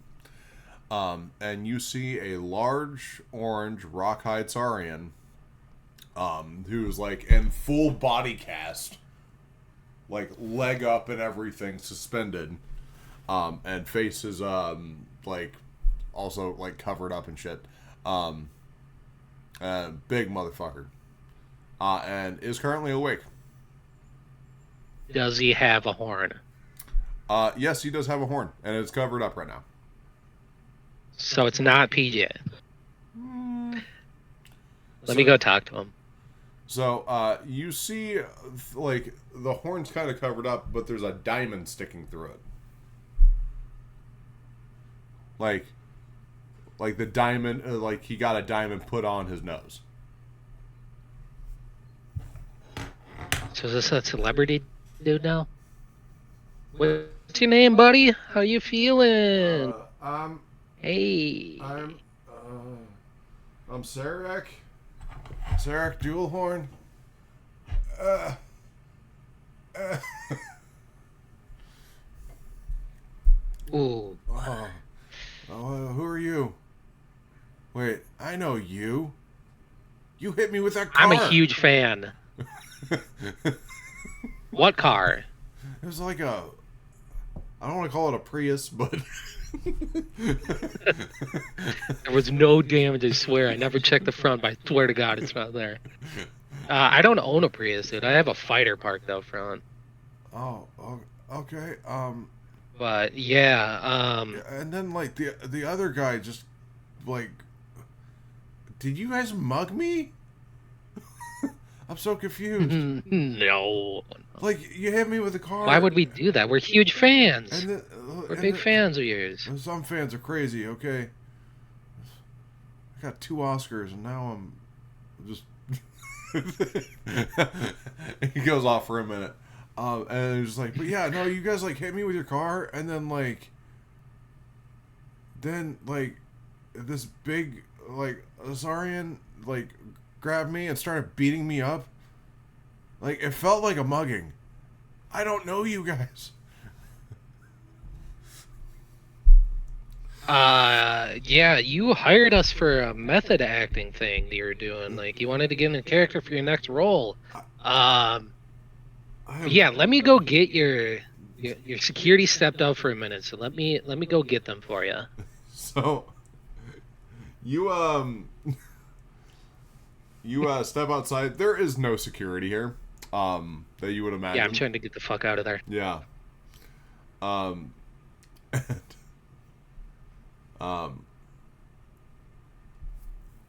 It's just like, all right, so you leave.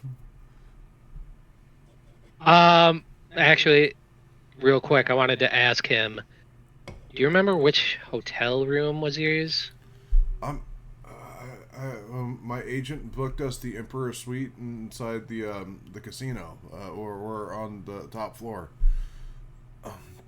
If you can get, listen, I'm having a rough time, and like I was just really looking forward to like going, like doing a little bit of gambling, and then going up to my room and playing the new Nintendo 64 too, and he passes out. They made a second one of those? He passes out. Okay, I know exactly where fucktard PJ is. All right, Tom Terrace, let's go. We need to go to the nerd lair. So, you hop back in PJ's Taco Bell taxi, and with all parties included, other than the beaten up method actor who has 2 space Oscars. Yeah, so you fly back over to the Sunroll Casino, and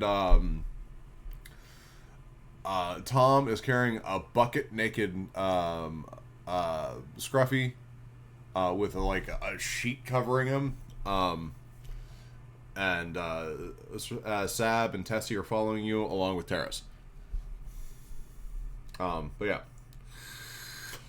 All right, let's go to the penthouse. Yeah, so you get to the elevator that goes directly only to the Emperor Suite penthouse. And it says that you need security clearance to get up there.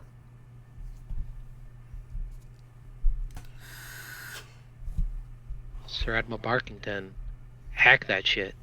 You pick up Sab, and his dongle comes out, and it says access denied. And the security sees you do this, and they're like, "I wouldn't do that." Like, and I forgot my card. Okay. Oh, so you're trying to get in. You're using your dog's dick? Oh my god, that's not it. Oh, what the hell is that? It's just like looking at the dongle. Quit staring at it, pervert. It's like I'm getting pink eye looking at it. And you see the security guard grab his like walkie-talkie. He's like, "Hey, can we get Mr. Sturlock down here?" And about like 2 minutes later, Styron shows up again. He's like, "Well, what do we have here?" I'm gonna show him SAB's dongle. Be like, I thought this was the key card because that's how I got in here last night. But now it's not working. Well, we did give your Sir Admiral Barkington a day pass, but that expired last night. What do you need to get up to the Emperor's Suite penthouse for? To see my buddy. Oh yeah, I already forgot his name, the actor's name. Mr. Jewelhorn. Oh yeah, let me buzz you up, and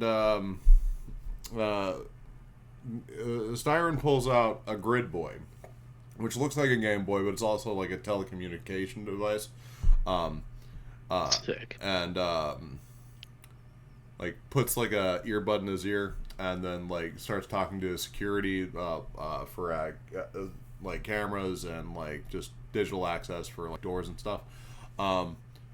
And gets an intercom in the penthouse suite, just like, Mr. Jewelhorn, you have some visitors. Can you allow them to be buzzed up?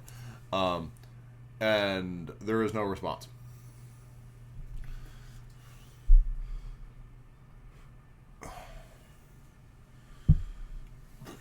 Afterwards, sorry, I'm getting a lot of burps right now. Afterwards, you hear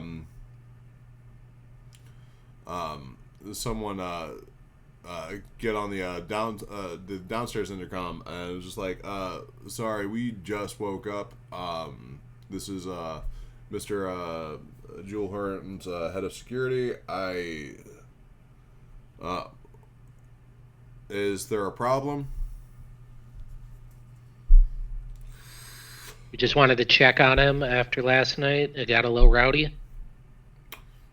Yes. Can I ask who you are? Sedusa Vega. We became friends last night. Yeah, I vaguely remember facing a name. Okay. Yeah, we'll buzz you up, but only you. So Tom and Terrace were with. What the heck? Tom and Terrace will be staying downstairs with Tessie and Sir Admiral Barkington. So you are going up by yourself. Okay.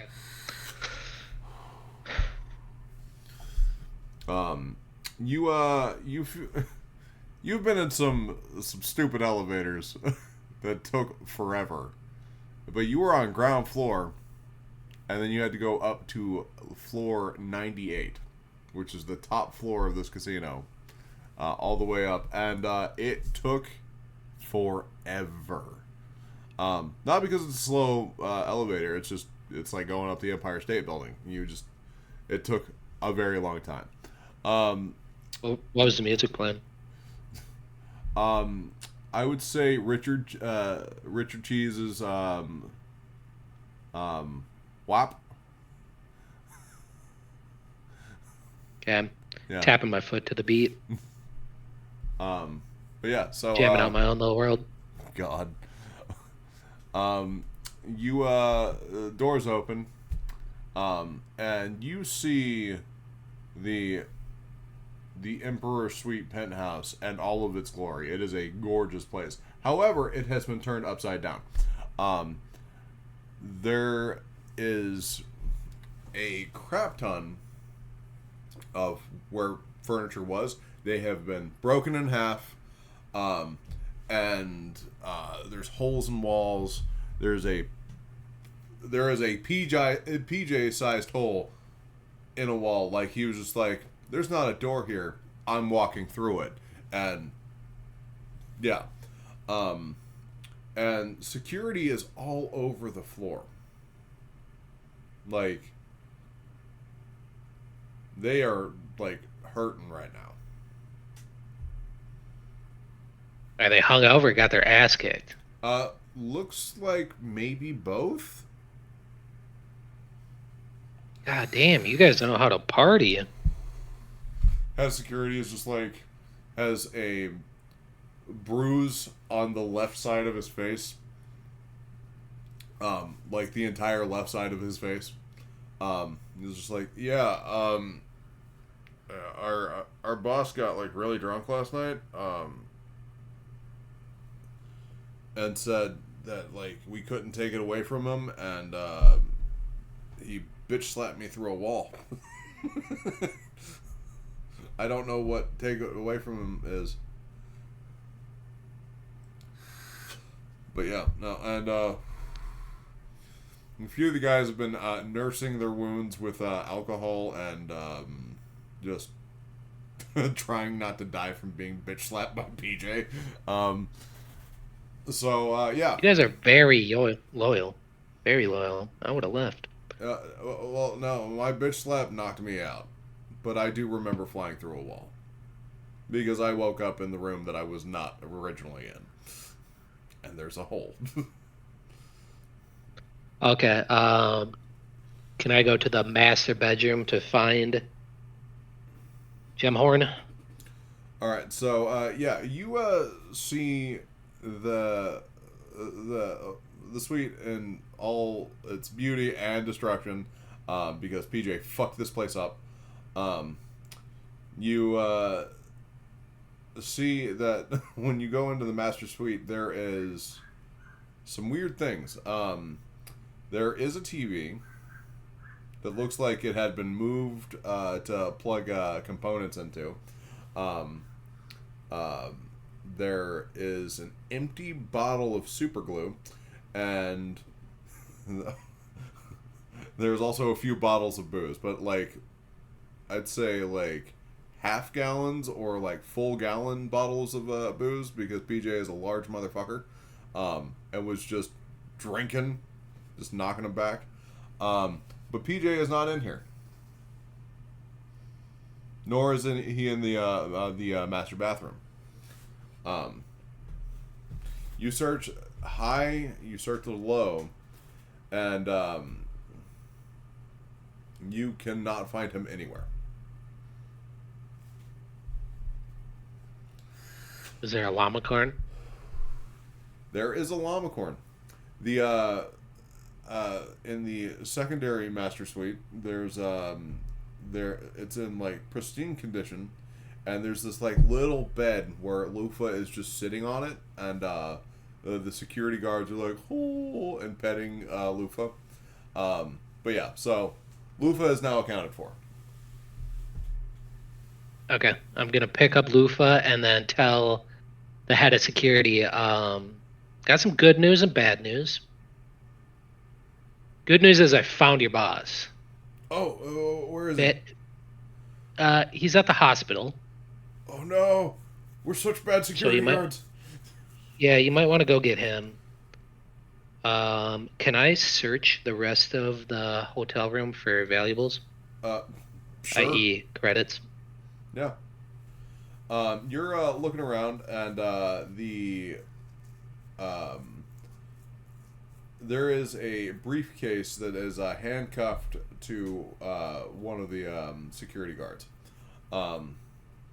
and it looks like the type of case that would have units on it, or units in it.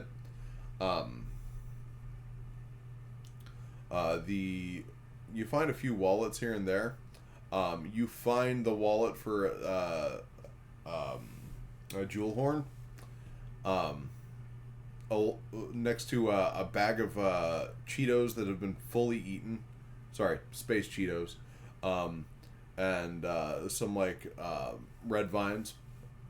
Sorry, space red vines. And some Tricerapop. Yeah.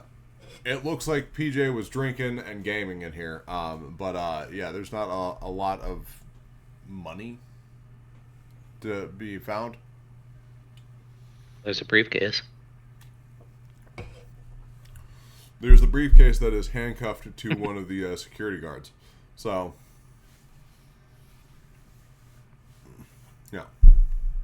Yeah, I'll stop fucking around. Okay, where the fuck is PJ? God damn it!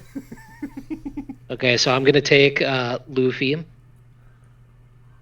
and we're gonna just head back down because there's nothing else in this hotel room, right? No other possible clues. PJ was never in here. PJ was in the hotel room, but he's not in there currently.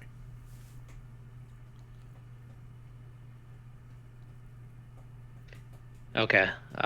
Did any of the guards see him leave? Um, Know where he went? Even though I just told them that he was in the hospital. well, yeah, no, I mean, he slapped Craig through a wall, saying, "You can't take it Poor from me. Craig.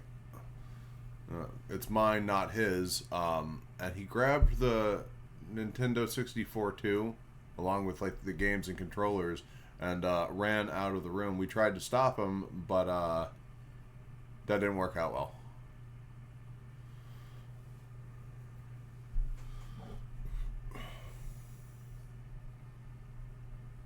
He also had Okay. I don't know if this is What? important. Like he normally doesn't act like this, but he had a bottle on him.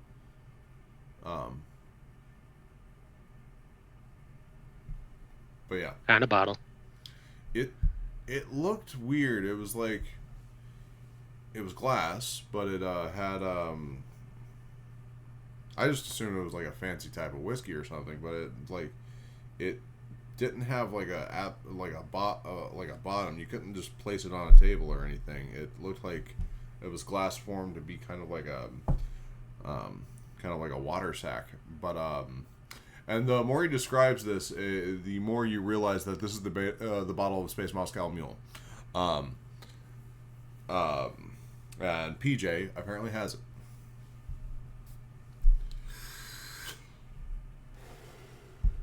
Fucking thief. He stole it from Scruffy. But yeah, so he left the uh, Emperor Suite penthouse with a stolen, brand new Nintendo 64 2 and and the bottle of Space Moscow Mule. Okay. And there's no other exits. He had to go down the elevator. Yeah, no, he had to go down the elevator, and I mean, we haven't even checked Yeah. with security to see if they could check cameras to see where he went. I'll take care of that. Yeah, and like No problem. we need to get this case over to his agent because this has the script for, and then one of the security guards that like touches the other guy who's like, we can't talk about that. But yeah, so it seems like this is future work for Mr. Jewelhorn.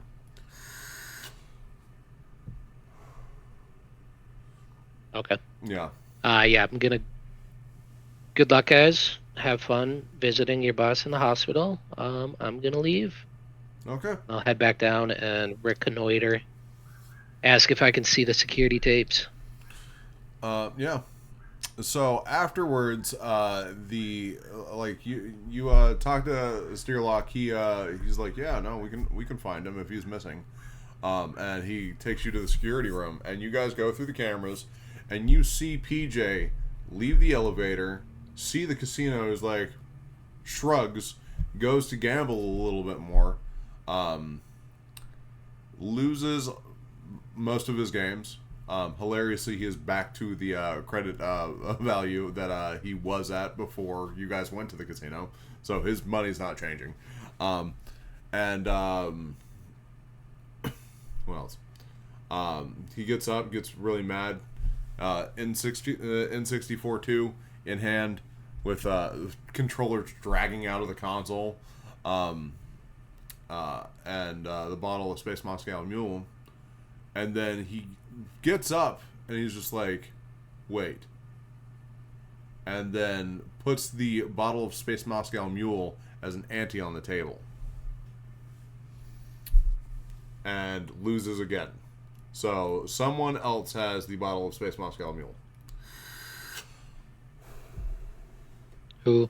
That's more important than PJ now. Now I will point out that PJ did pour a flask, put some duct tape on it, wrote down a last of Space Moscow Mule, put it in his pocket, and what you can only assume is that he sent it to you after he found out that you guys got married without him being invited. The other thing...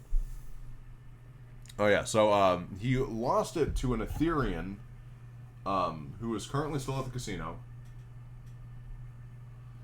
by the name of Clarn Keston.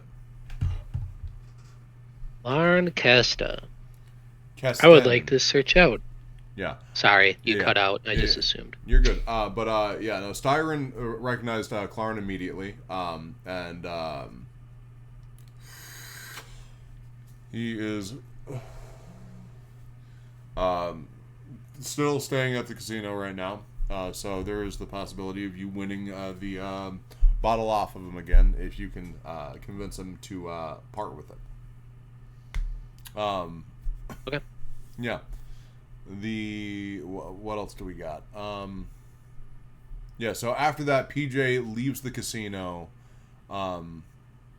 and goes out the front door. And that's the last thing that you see on the security cameras.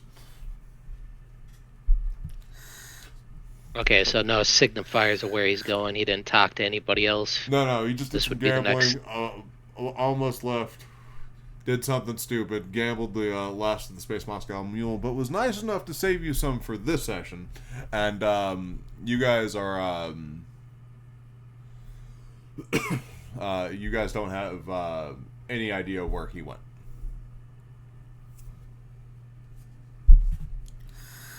Okay. Yeah, I'm gonna search out for this guy and try to talk to him about the bottle. So, Styron Searlock is kind of intrigued by this. He's like, listen, I'm a gambling man, okay? And I love to see people wager things. That's why I have a casino. I will get you an audience with Mr.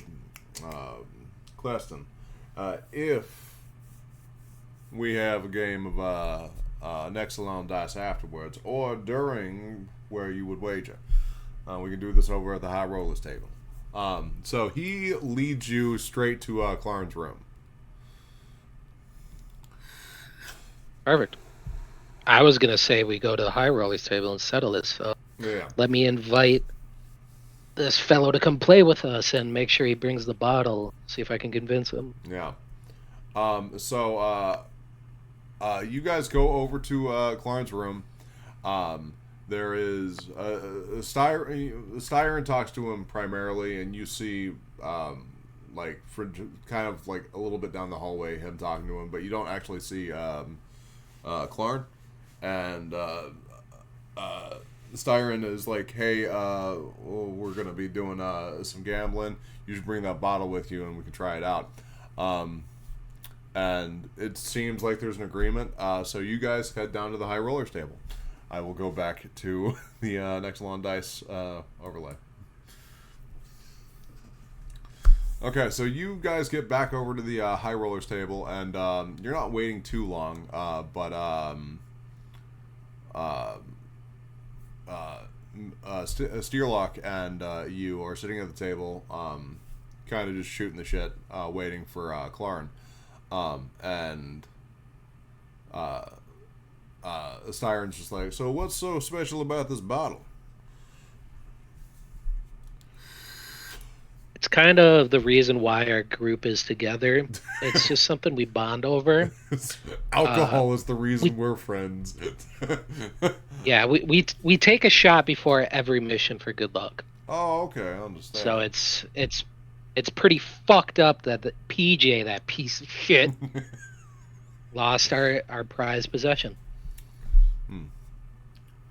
Well, I hope you can win it. I hope he's willing to, you know, uh, what's the word? Um, be rid of it if it comes down to a wager. Um, so, I do have one last piece of business with you. You lost. What was the 2 million? 20 million? I already forgot. 2,460,950 credits from me in one game, which has been the talk of today, of the biggest loss that we've had in a few months. So, most people are going to be coming over here, and they are going to be they're going to be a little unhappy if they find out that the proprietor is a shark of sorts. And I will be saying that I did play fairly, and I abided by all rules. That's just how Father Fate weaves the nebula sometimes. However, I need you. I'll cut you a deal. If you go around in the future and let people know that this is a good place to gamble so I don't lose clientele, I'll give you a little something.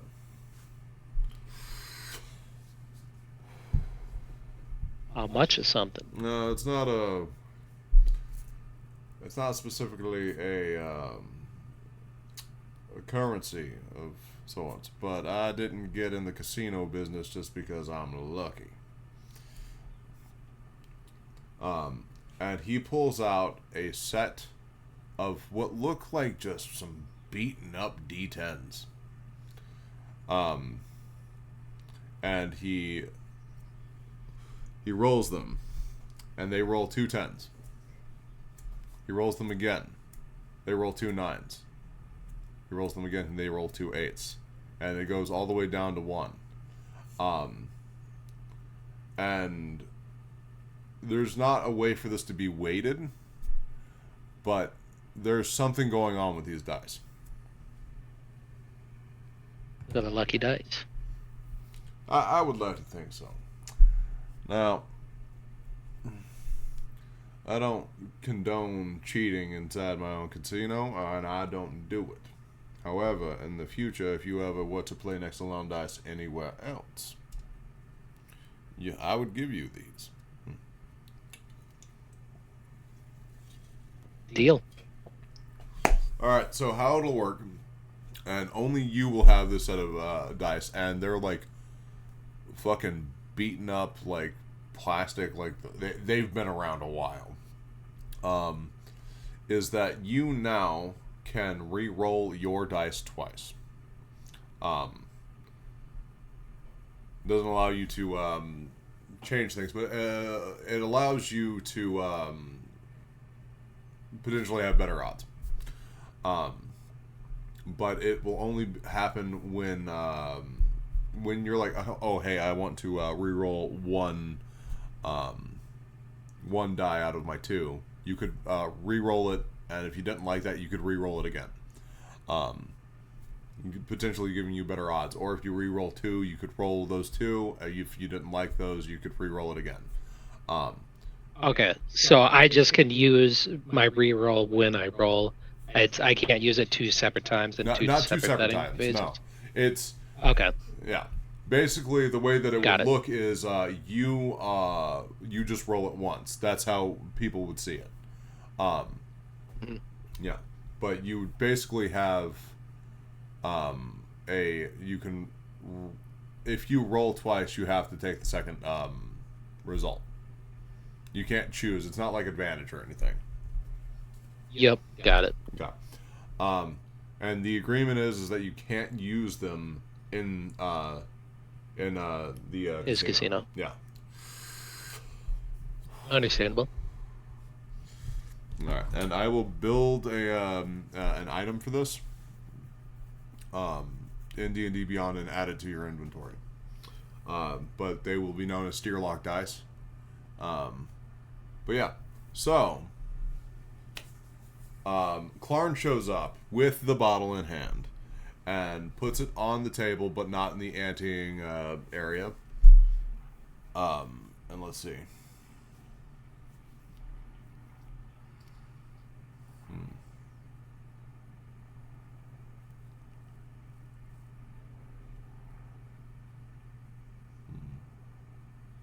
What's the name of the casino again? This casino? Yeah. This is the Sinral Space Casino. Or just Sinral.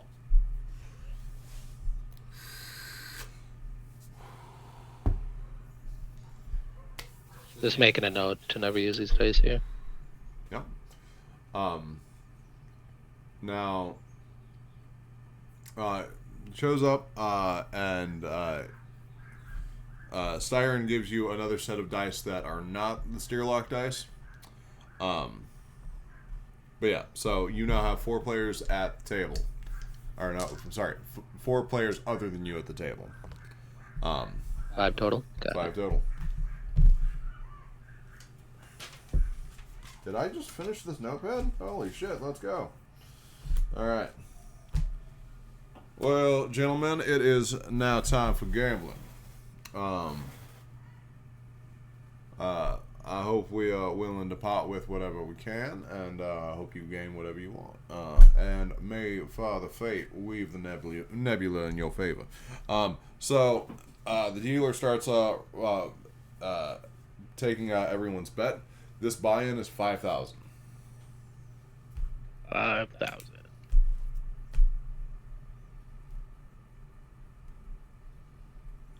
All right. Where are you at money-wise? I have 35,000 left. All right. Okay, so the pot is So just hit. Oops, sorry. the pot is at 25,000 right now. Okay. Just to clarify, the money I had from last session, that's just gone. Yeah, that's just Because gone. that's what I lost. Yeah. Okay. I made note of it, but I'll make sure I don't have it. But yeah, you were at what, 60,000 at the end of last session? No, I was at 110,000. 110. All right. Well, there's a possibility that you can get it back. Yeah, I think Scruffy was at like 60 or something like that. That's right. Yeah, yeah. And then PJ was the punk. He had like 1,000. Yeah.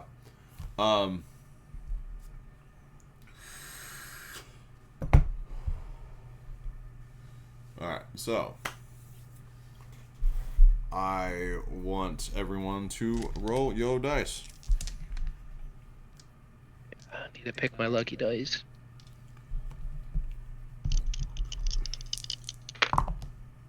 Yeah.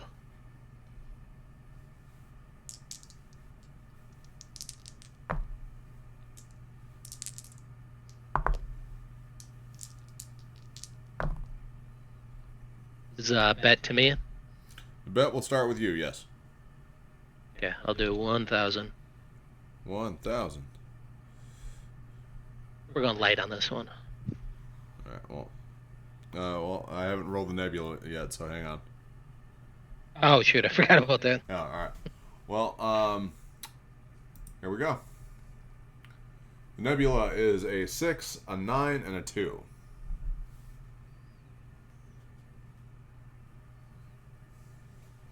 Alright, so the bet to you. Would you like to go to 1,000? Yep.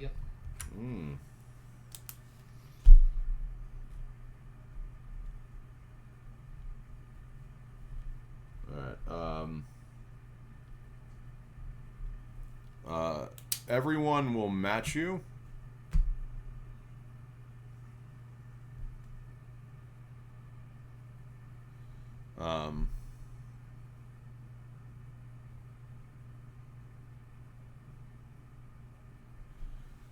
He is going to re-roll his dice.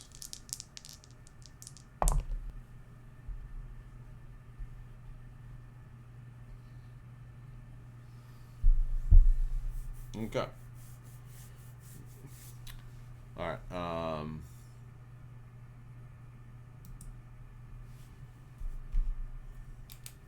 so, the pot currently is at 30,000.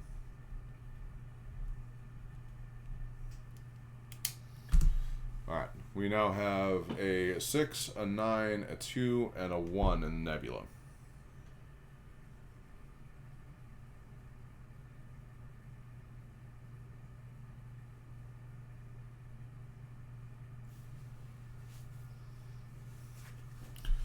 $2,000.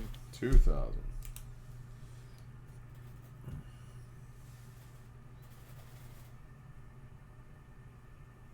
Okay. 2.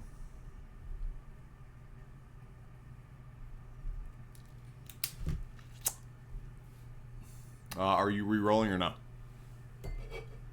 No, I'm staying for now.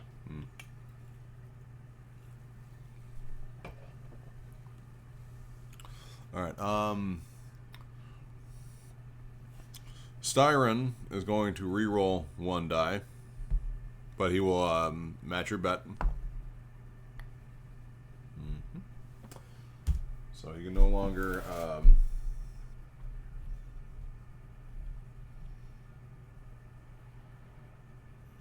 You can no longer re-roll.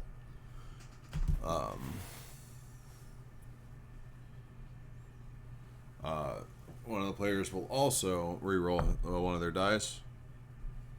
They can no longer re-roll. They match your bet. So we're at 36,000.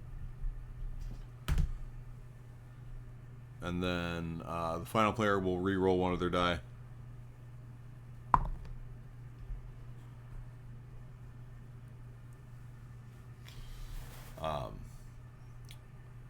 And so all of the other players have re-rolled their dice. They cannot re-roll.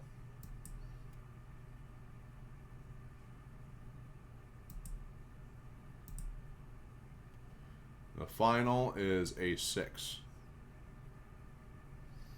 So we have a neutron star on the board. I'm gonna fucking re-roll both my dice.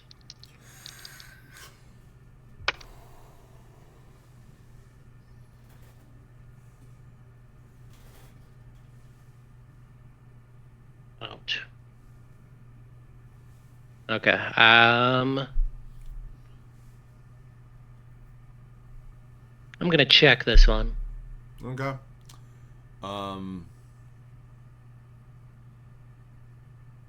Everyone around the table also checks.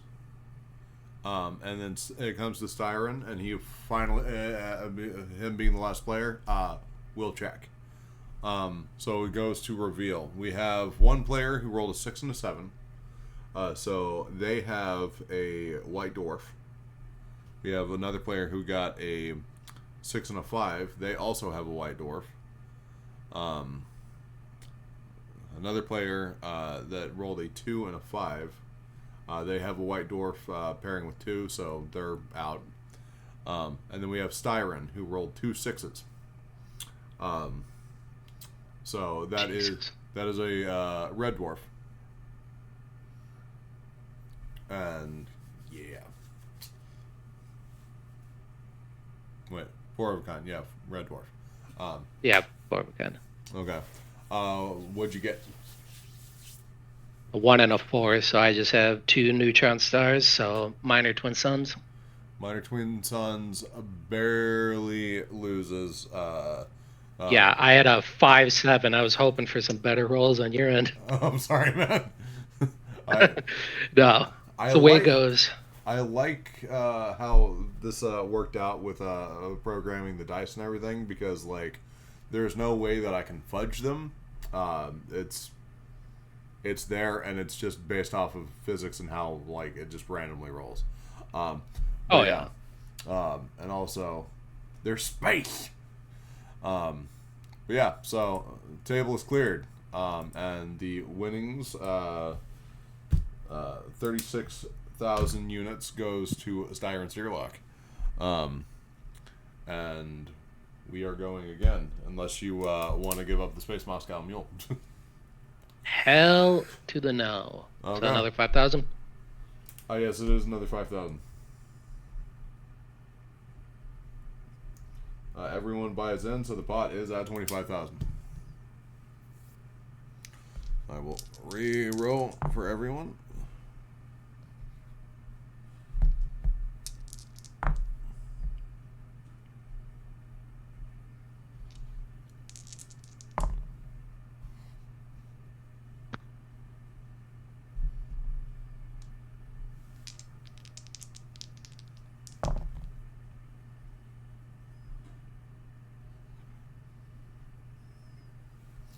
All right.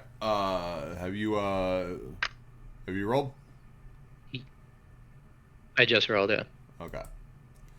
All right. So our nebula is a 4, a 4, and a 1. So we have a neutron star on the board. The bet is to you. Would you like to raise? 5,000.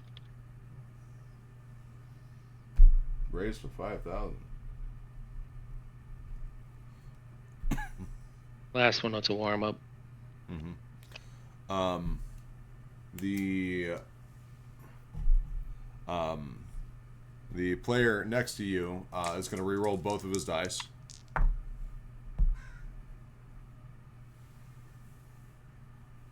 And he is going to raise. I don't want to make shit complicated.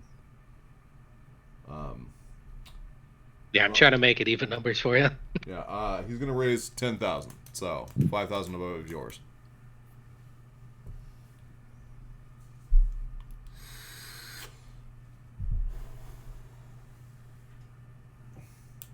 Do you call or are you out? Oh, yeah. I thought you were going to go down the list first. Oh, Yeah. okay.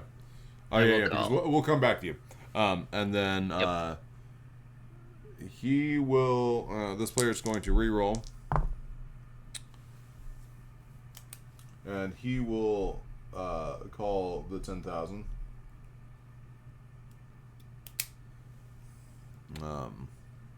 This player is going to re-roll as well.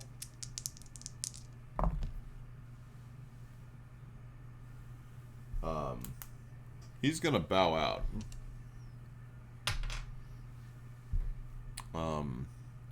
Styron is gonna re-roll 1.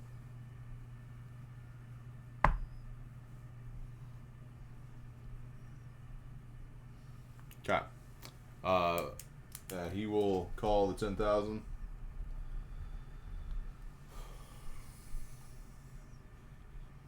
So, all All right, other. and then I'll call that.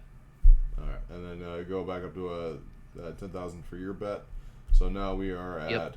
at 55,000. Good start. Good start. Okay. Second nebula roll. It happened. So we're gonna re-roll it. A 7. All right. What would you like to do?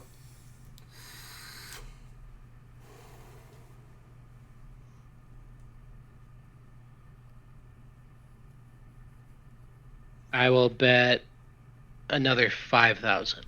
Another 5,000. Okay.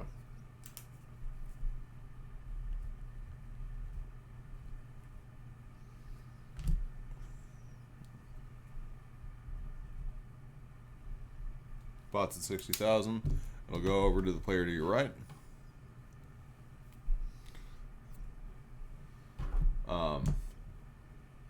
And he will. What will he do? He's gonna call and match your 5,000 to bring the pot to 65,000. Now, Clarn.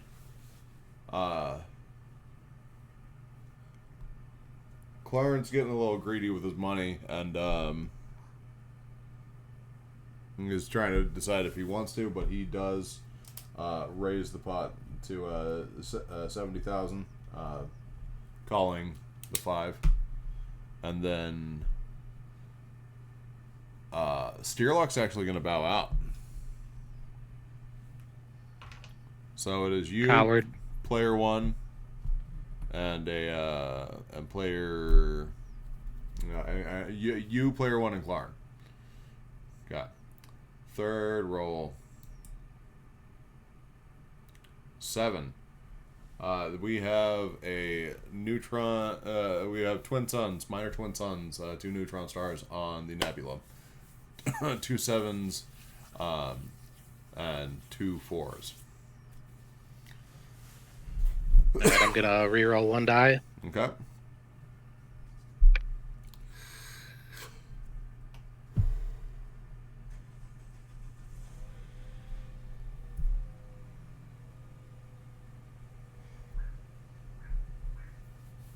see.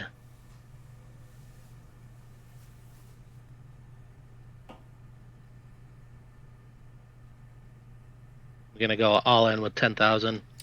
All in with 10,000. All right. Well, I got 2,600 left, but I don't want to make you do math. Yeah, it's fine. So we got 80,000.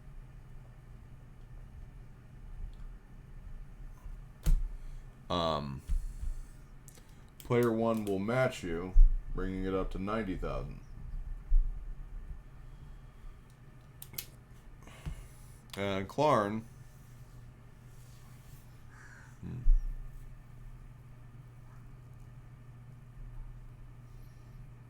Let's see.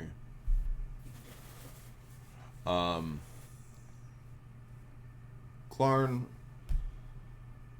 will put in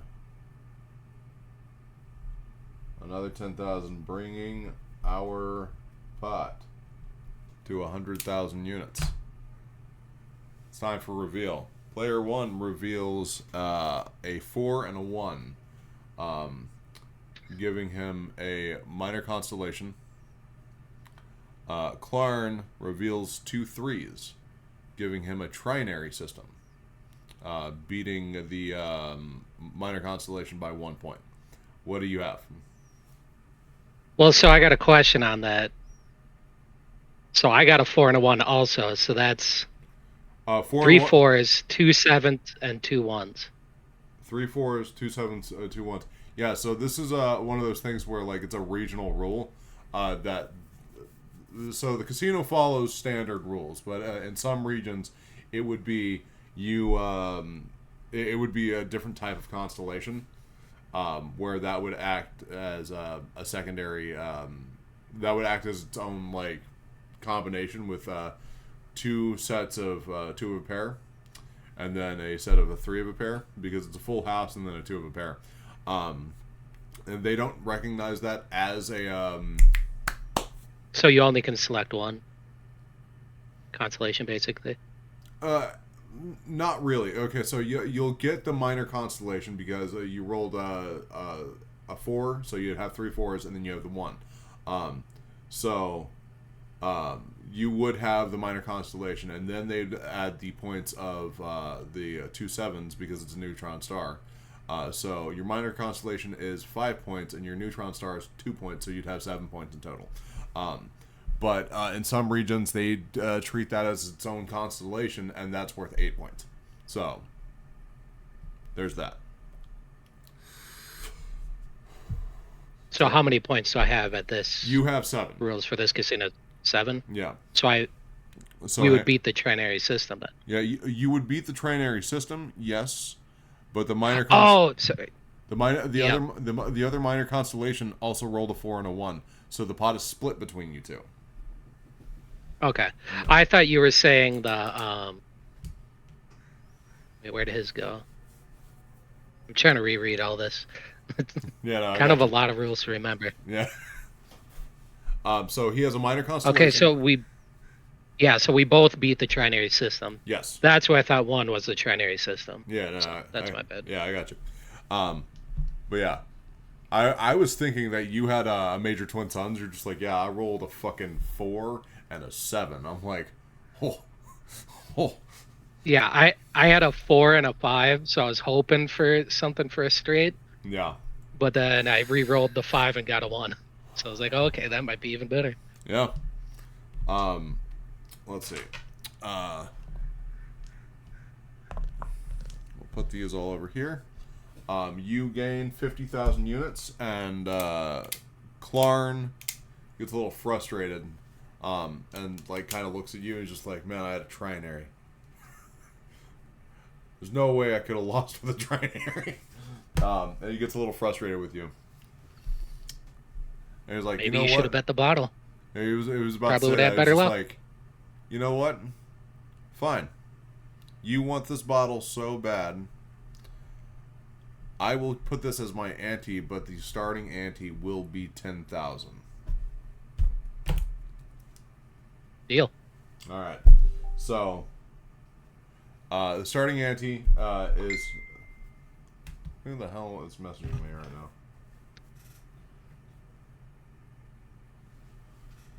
Your adoring fans. No, it's someone sending me a picture of a wet burrito. So the starting pot is 40,000 plus bottle of Space Moscow Mule. Yeah, I have to fucking win this one.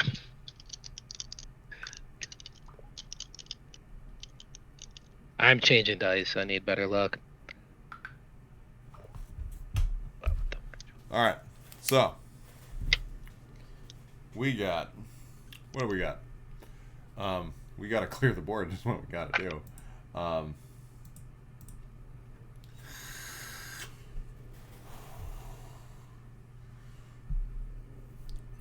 But yeah.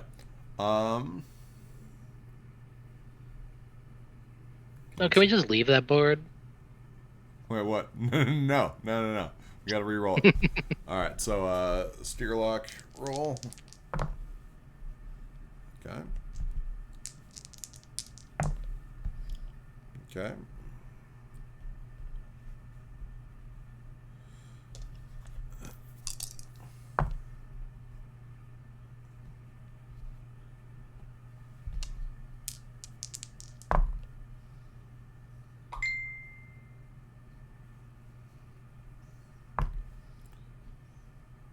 Okay, there we go. That dice was cocked. All right. Now we are rolling the nebula. So the pot currently is 40,000 units plus a never-ending bottle of Space Moscow Mule. So we're rolling the nebula. Our nebula is a 9, a 3, and a 7.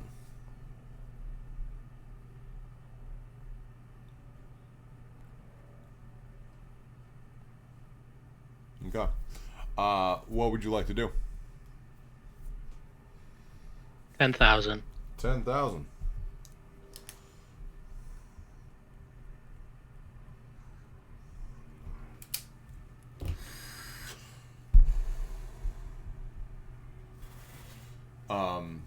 Okay. This will go around the table. Player 1 is going to re-roll 1 die.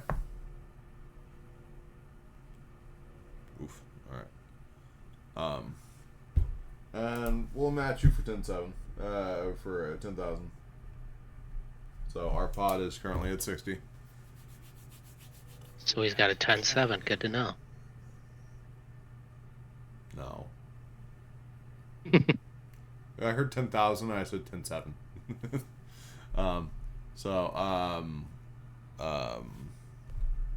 Clarn is going to re-roll 1 dice as well.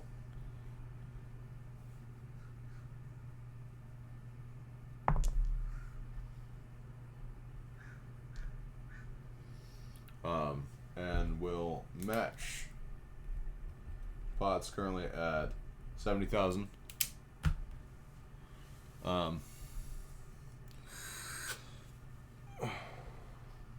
Player 3, however, is going to raise 20,000.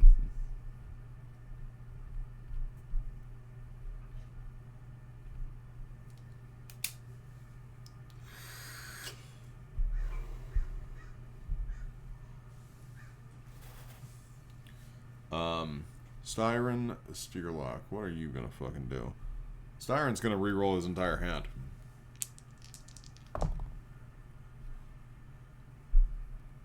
I heard that. That was loud. Yeah, I think I just re-rolled. I think I just rolled the exact same thing that he had beforehand.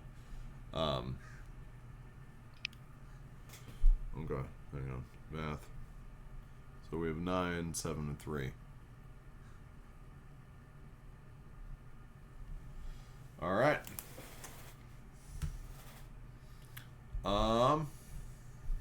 Did he call? Yes, he went up to the 20,000. Yep. So I will call the 20,000 as well. Okay. Player 1. Player 1 will bow out. Too rich for his blood.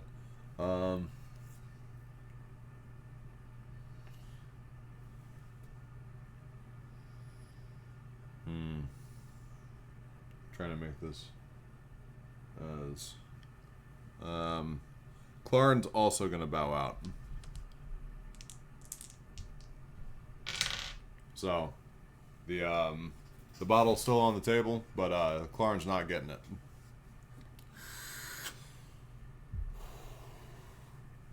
So, rolling the second die. We got a neutron star on the in the nebula. So we got 2 9s, a 7, and a 3.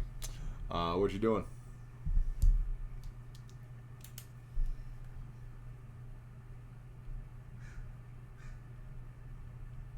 Also, the pot is currently at 120,000.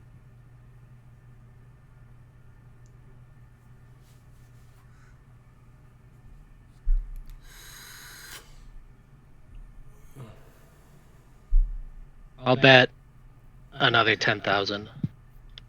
Another 10,000. All right, pot's up to 13.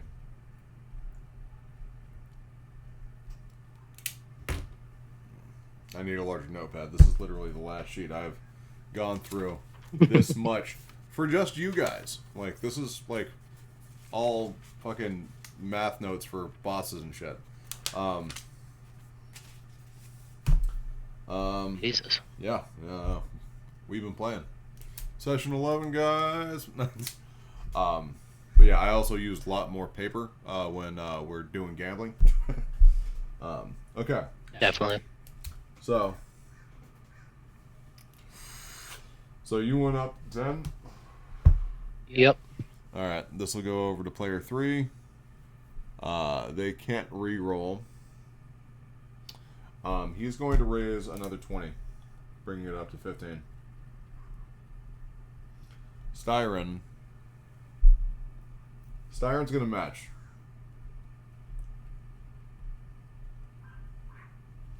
Will you raise your bet another 10,000? Yep. All right. The